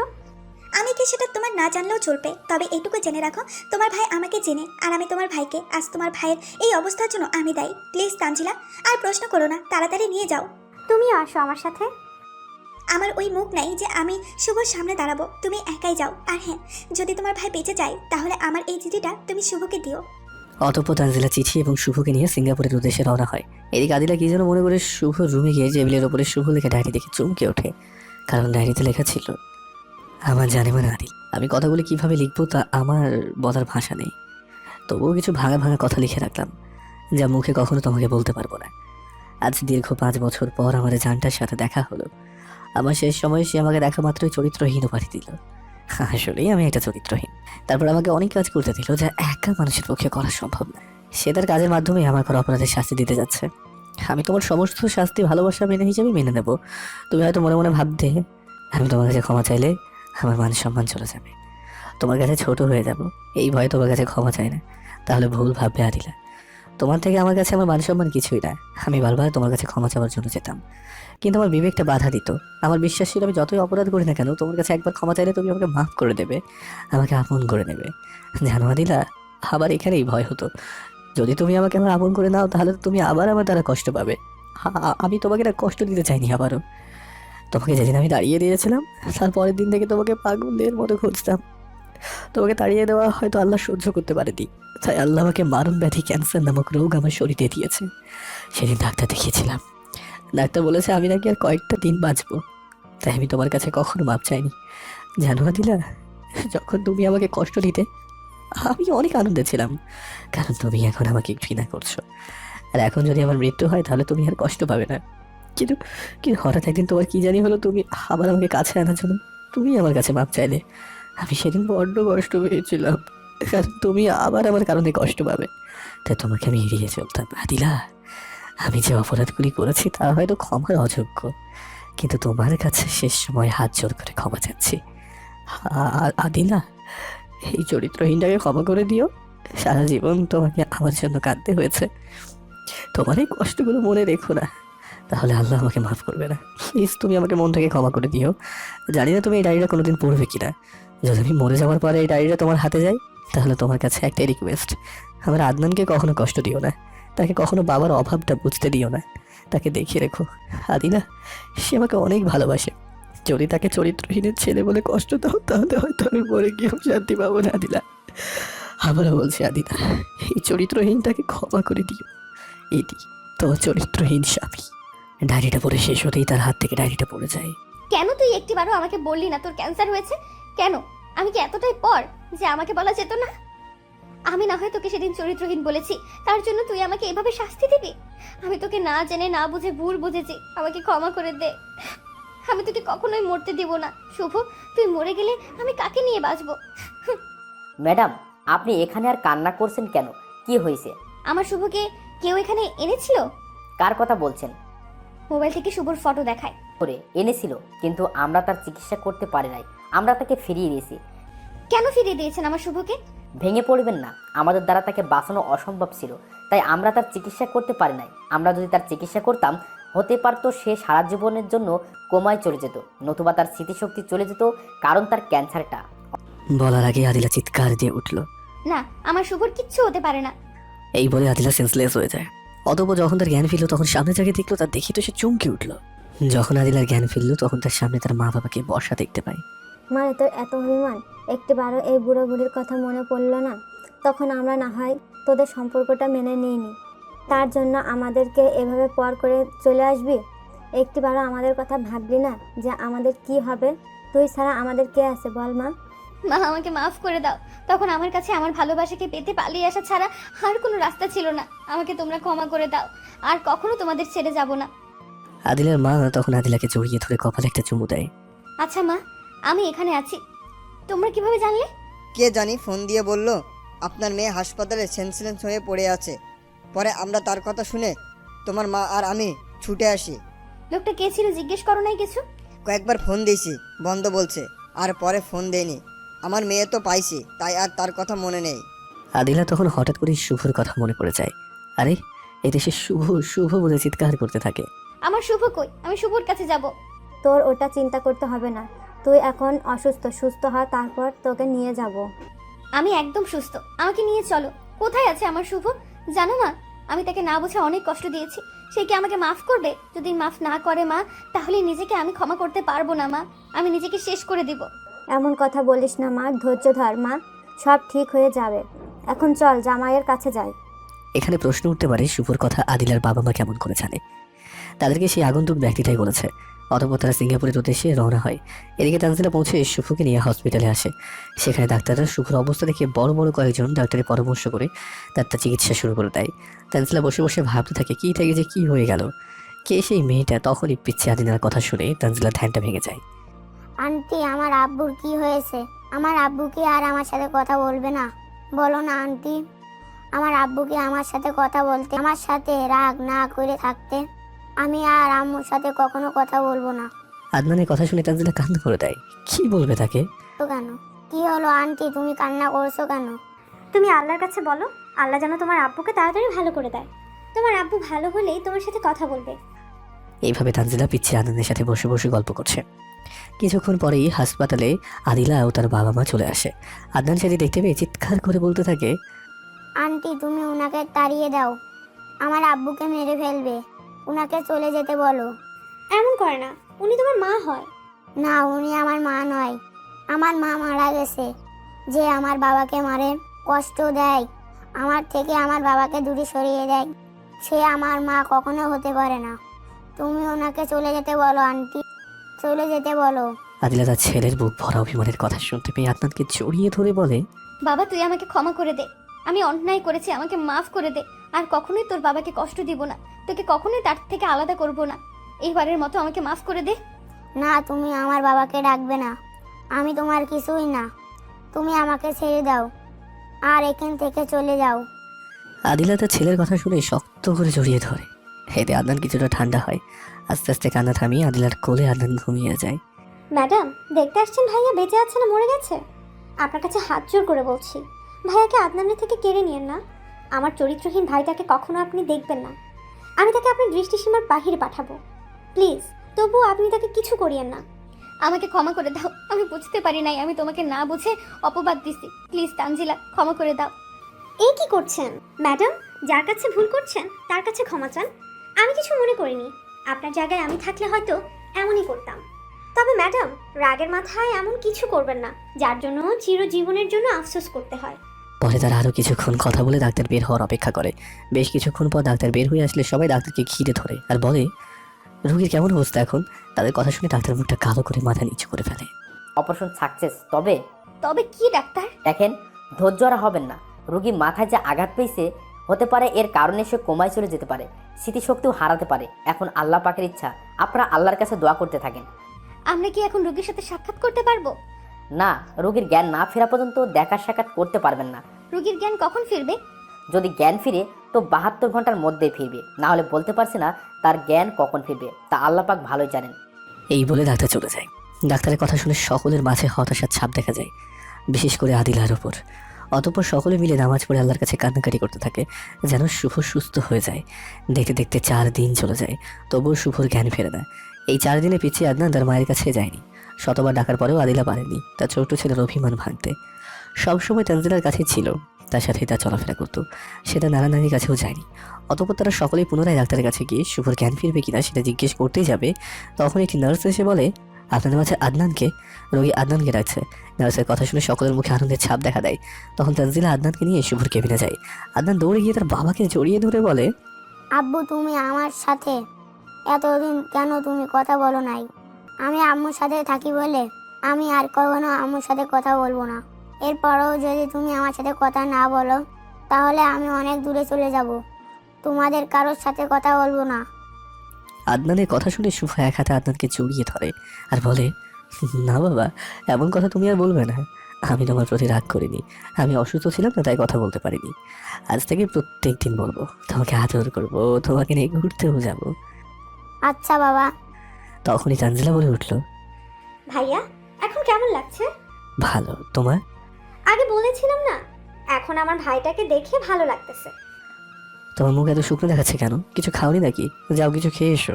ভাইয়া, আমি ঠিক আছি। ঠিক আছে, বড় ভাইয়ের কথা যখন মানবে না তাহলে তখন বসে থাকো। শুভর কথা শুনে তানজিলা বের হতেই যাবে, তখনই আদিলার বাবা মা রুমে ঢোকে আর শুভর কি অবস্থা সে সম্পর্কে জিজ্ঞেস করে। সবার শেষে আদিলা অপরাধীর ন্যায় মাথা নিচে করে রুমে ঢুকতে যাবে, তখনই আদনান বলে ওঠে, তুমি রুমে আসবে না, তুমি আমার বাবাকে দেখতে পাবো না, আমি তোমাকে দেখতে দেব না। আমার বাবাকে, তুমি চলে যাও এখান থেকে। বাবা আদনান এমন ভাবে বলে না, উনি তোমার মা হয়। যাও ওনার সামনে গিয়ে আস্তে আস্তে বলো যে আপনাকে দেখে বাবার অনেক কষ্ট হচ্ছে, আপনি এখান থেকে চলে যান। শুভর কথা শুনে আদিলা দৌড়ে এসে শুভর পা জড়িয়ে ধরে কেঁদে দিয়ে বলতে থাকে, রূপু, তুমি আমাকে মাফ করে দাও, আমি না বুঝে তোমাকে কষ্ট দিয়েছি। আমাকে ক্ষমা করে দিয়ে তোমার বুকটাতে একটু জায়গা দাও। আমি আর কখনোই তোমাকে কষ্ট দেব না, মৃত্যুর আগ পর্যন্ত তোমাকে ভালোবেসে যাব। প্লিজ শুভ, তোমার এই পিচ্চি বউটাকে ক্ষমা করে দাও। আর আর কি করছেন? পা ছাড়েন বলছে। আমাকে ক্ষমা করে দাও, তাহলে তোমার পা ছেড়ে দেব। পা ছেড়ে আমার কাছে আসেন। যেহেতু শুভ শুয়েছিল, অতঃপর আদিলা শুভর কাছে গিয়ে দাঁড়ায়। শুভ সকলকে উদ্দেশ্য করে বলে, আপনারা সকলে কি কিছু খেয়ে আসেন, আমার কথা চিন্তা করতে হবে না, আমি এখন ভালো আছি। শুভ বুঝতে পারে তার জন্য হয়তো চিন্তা করে খাওয়া দাওয়া কিছুই করেনি সবাই। পরে আদিলার মা বাবা আর তানজিলা চলে গেল, আদিলা আদনান ছাড়া। আরে আপনি জান না কেন? এইভাবে আমাকে পর করে দিও না শুভ, আমাকে মেরে ফেলো, তবু আমাকে এইভাবে অবহেলা করো না। আমি না বুঝে ভুল করেছি, তোমাকে আমি বুঝতে পারিনি, তোমাকে কষ্ট দিয়েছি, তার জন্য আমাকে এমন শাস্তি দিও না। আমার অপরাধের কারণে তুমি আমাকে যে শাস্তি দেবে আমি মাথা পেতে নেব, কিন্তু তোমার থেকে পৃথক হতে পারবো না। আচ্ছা এখন যান, আমার ক্ষুধা লাগছে, আমার জন্য খাবার নিয়ে আসেন। আদিলা তখন দৌড়ে চলে যায়। কিছুক্ষণ পর খাবার নিয়ে আসে, প্লেটটা আদনানের হাতে দেন। আদিলা প্লেটটা আদনানের হাতে দিল। আব্বু, তখন আম্মুকে এগুলো খাইয়ে দাও। আদনান সেই খাবার তার মায়ের মুখে তুলে দেয়। আদিলা এক লোকমা মুখে নিয়ে শুভকে জড়িয়ে ধরে খেতে দেয়। পাগলিটা আমার, কাঁদছে কেন? আমাকে ক্ষমা করে দিছো তো? আমার পিচ্ছি বউটার উপর কি অভিমান করে থাকতে পারি? আমি যে তাকে অনেক ভালোবাসি, কি করে তার কষ্ট সহ্য করবো বলো তো? আমি কি আমার পিচ্ছি বউটাকে কষ্ট দিতে পারি? তার উপর অভিমান করে কি থাকতে পারি? আমি যে তাকে বড্ড ভালোবাসি। তুমি আমাকে কচু ভালোবাসো। যদি আমাকে তুমি ভালোবাসতা তাহলে আমার সাথে তোমার এত বড় একটা রোগ গোপন করতে পারতে না। আমি চাইনি তোমাকে আবারও কষ্ট দিতে, তাই বলিনি। তুমি কি মনে করেছিলে তুমি আমাকে ছেড়ে চলে গেলে আমি সুখে থাকতাম? তুমি বলো আমাকে, তোমাকে ছাড়া আমি কিভাবে সুখে থাকবো? তুমি যে আমার একমাত্র সুখ, আর কখনো এমন করবে না তো বলো? আমাকে কথা দাও শুভ, আর একবার যদি এমন করো তাহলে এবার আমি সত্যিই দুনিয়া ছেড়ে চলে যাব, কারো বাধা মানবো না। আর কখনো এমনটা করবো না। আমার পাগলিটাকে সব সময় মনের কথা খুলে বলবো। এবার খুশি তো? হুম। আচ্ছা আদিলা, তখন তুমি বললে আমি কিছু বললে সত্যি এবার তুমি দুনিয়া ছেড়ে চলে যাবে, তাহলে কি কখনো আমার জন্য দুনিয়া ছাড়তে চেয়েছিলে? হুম। কি? কখন? সেদিন যখন তুমি মাঝরাতে আমাকে ঘর থেকে বের করে দিয়েছিলে তখন আমার মাথায় কোনো কাজ করতেছিল না। কোথায় যাব আমি, তাও একটা মেয়ে হয়ে? আমি তো বাড়ি যেতে পারবো না, কারণ সেখান থেকে যে তোমার হাত ধরে পালিয়ে এসেছি। সেদিন যদি আমি বাড়িতে যেতাম তাহলে তুমি আমার মা বাবার চোখে খারাপ হয়ে যেতে। আমি চাইনি তোমাকে তাদের চোখে খারাপ বানাতে। তুমি খারাপ হলেও আমার, ভালো হলেও আমার। তাই সেদিন কোনো রাস্তা না পেয়ে তোমার রুমে চিঠি দিয়ে মরার জন্য মাঝ রাস্তায় দাঁড়িয়ে থাকি। হঠাৎ একটি গাড়ি আসে, তখন আমি মাঝ রাস্তায় চোখ বন্ধ করে শুয়ে পড়ি। কিছুক্ষণ পর আমি খেয়াল করি যে আমি এখনো বেঁচে আছি, আমার উপর দিয়ে গাড়ি যায়নি। পরে চোখ খুলে তাকাতেই দেখতে পাই আমার সামনে অপরিচিত বাবার বয়সী লোক রাগী চোখে দাঁড়িয়ে আছে। লোকটাকে দেখে উঠে যায়, তখনই ঠাস ঠাস করে দুটো চর মেরে আমাকে মরার কারণ জিজ্ঞেস করে। আমি শুরু থেকে শেষ পর্যন্ত বলি। পরে লোকটি, মা তুই যদি কিছু না মনে করিস তাহলে তোকে আমি আমার মেয়ে বানিয়ে নিয়ে যাব। তোকে মরতে হবে না, আবার নতুন করে শুরু করবি। যাবি কি আমার সাথে? জানিস মা, তোর মতোই আমার একটা মেয়ে ছিল। সে একটা ছেলেকে অনেক ভালোবাসতো, কিন্তু ছেলেটা তাকে ধোকা দেয়। আমার সরল সোজা মেয়েটি সেই ধোকা সহ্য করতে না পেরে আত্মহত্যা করে। যাবি মা আমার সাথে আমার মেয়ে হয়ে? কি বললি? আরেকবার ডাক মা। পরে আস্তে আস্তে আমি বাবার অফিসের সমস্ত কাজ শিখে ফেললাম। তখন বাবা আমার হাতেই অফিসের দায়িত্ব দিয়ে দেয়। এভাবেই আমার নতুন জীবন শুরু হয়। কিন্তু বিশ্বাস করো, তোমাকে যতবারই ভুলার চেষ্টা করছি ততবারই তোমার এক একটা স্মৃতি আমাকে তোমার মায়ে জড়িয়ে তোমাকে ভুলতে দেয়নি। তাই প্রত্যেক দিন রাতে তোমার ছবি বুকে নিয়ে কান্না করতাম। কোন দিন তুমি আমার বুকে ফিরে আসবে, আমাকে বলবে আদিলা আমি ভুল করেছি, আমাকে তুমি ক্ষমা করে দাও, আমাকে আবার একটু তোমাকে ভালোবাসার সুযোগ দাও, এই বলে কান্না করতাম। তখন বাবা এসে আমাকে সান্ত্বনা দিত, কিন্তু সেটি আর বেশি দিন থাকেনি। হঠাৎ একদিন বাবার হার্ট অ্যাটাক হয়, তখনই তিনি মারা যায়। এরপরে আমি একা হয়ে যাই, প্রতিনিয়ত তোমাকে খুঁজতে থাকি। আমি তোমাকে অনেক কষ্ট দিয়ে ফেলেছি, তাই না? আমাকে তুমি মাফ করে দাও। তোমার সমস্ত অপরাধ আমি মাফ করে দিছি, আমাকেও তুমি মাফ করে দাও। আর কখনো আমাকে ছেড়ে যেও না। আর কখনো ছেড়ে যাবো না। মরার আগের মুহূর্ত অবধি তোমাকে ভালোবেসে যাব। তখন আদিলা শুভকে শক্ত করে জড়িয়ে ধরে। তখন আদনান বলে ওঠে, আব্বু তোমাকে উনি জড়িয়ে ধরছে কেন? ছেড়ে দিতে বলো না, না হলে আমি কিন্তু তোমার সাথে কথা বলবো না। বাবা সে তোমার মা, আমাকে তো জড়িয়ে ধরবেই। না, ইনি আমার মা না। যে তোমাকে আমার সামনে কষ্টও দেয়, সে কখনো আমার মা হতে পারে না। ওনাকে চলে যেতে বলো, আমি আমার জন্য আর একটি মা নিয়ে আসবো। আদিলা যাও, তোমার ছেলের অভিমানটা ভেঙে তারপর আসো। আদিলা শুভকে ছেড়ে দিয়ে আদনানের কাছে আসে আর বলে, বাবা আমাকে মাফ করে দাও, এই যে কান ধরছি, আর কখনো তোমার বাবাকে কষ্ট দেব না, মাফ করে দাও আমাকে। না, আমি তোমাকে মাফ করবো না। শুভ, তোমার ছেলেকে বলো যেন আমাকে মাফ করে, সে কখনোই আমার কথা শুনবে না। তুমি বললে আমাকে মাফ করবে। আব্বু তুমি তোর আম্মুকে মাফ করে দাও। আচ্ছা, এইবারের মতো মাফ করলাম, বাবা বললো বলে। অতঃপর আদিলা আদনানকে জড়িয়ে ধরে কপালে একটা চুমু দিয়ে মনে মনে বলে, সে তার বাবাটাও যেমন যদি ছেলেটারও বানায়, আমি কি করবো এই দুইটারে যেদি? হ্যাঁ, এই দুইটা তো আমার জীবনে 12টা বাজিয়ে দেবে। এইভাবে কিছুদিন চলে যায়। শুভকেও ডাক্তারের রিলিজ দেয়। তারা সকলে শুভকে নিয়ে সিঙ্গাপুর থেকে ঢাকায় চলে আসে। চল সবাই আমাদের বাসায়। চল মা, যাবি না নাকি অভিমান করে থাকবি? না, চলো। তখন তানজিলা বলে উঠল, আপনারা যান, আমি যেতে পারবো না। আমার 2 দিন পর হবু স্বামী আসবে আমাকে নিতে। তোমরা যাও, আর এই নাও একটা চিঠি। শুভর হাতে দেয়। কিসের চিঠি আর কে দিয়েছে? জানি না ভাইয়া, মেয়েটাকে চিনি না। সে তোমাকে সিঙ্গাপুর নিয়ে যাওয়ার ব্যবস্থা করেছে। তার মানে আদিলা আমাকে সেখানে নিয়ে যায়নি, নিয়ে গেছে অন্য কেউ। ম্যাডাম তো পড়ে গেছে। অতঃপর শুভ চিঠি খুলেই অবাক। শুভকে তাহলে আবার আদিলাকে ভুল বুঝবে, কষ্ট দেবে তাকে, নাকি মেনে নেবে? শুভ চিঠি খুলে পড়তে থাকে। আমি তোমার কাছে কিভাবে ক্ষমা চাইবো সেটা হয়তো জানি না, আর কি বা করলেই তুমি আমাকে ক্ষমা করবে আমি জানি না। আমি যে অপরাধ করেছি তার হয়তো ক্ষমা নেই, কিন্তু তোমার কাছে বড় একটা আশা নিয়ে ক্ষমা চাচ্ছি যে তুমি আমাকে মাফ করে দিবে। শুভ, এই খারাপ মেয়েটাকে মাফ করে দিও। আমি তোমার পা ধরেই ক্ষমা চাইতাম, কিন্তু যে অপরাধ আমি করেছি তার জন্য তোমার সামনে যেতে আমার লজ্জা করে। শুভ, তুমি যদি আমাকে মাফ না করো তাহলে হয়তো আল্লাহ আমাকে মাফ করবে। আমি মরলেও শান্তি পাবো না। আমি তোমার কাছে হাত জোর করে ক্ষমা চাচ্ছি, তুমি আমাকে মাফ করে দিও। সেদিন তুমি যখন আমার সামনে, আমি তোমার শত্রু জানা থাকার সত্ত্বেও তুমি আমার কলিজার টুকরো মেয়েটাকে অ্যাক্সিডেন্টের হাত থেকে বাঁচিয়েছিলে, সেদিন নিজের উপর কতটা ঘৃণ্য হচ্ছিল আমি তোমাকে বলতে পারবো না।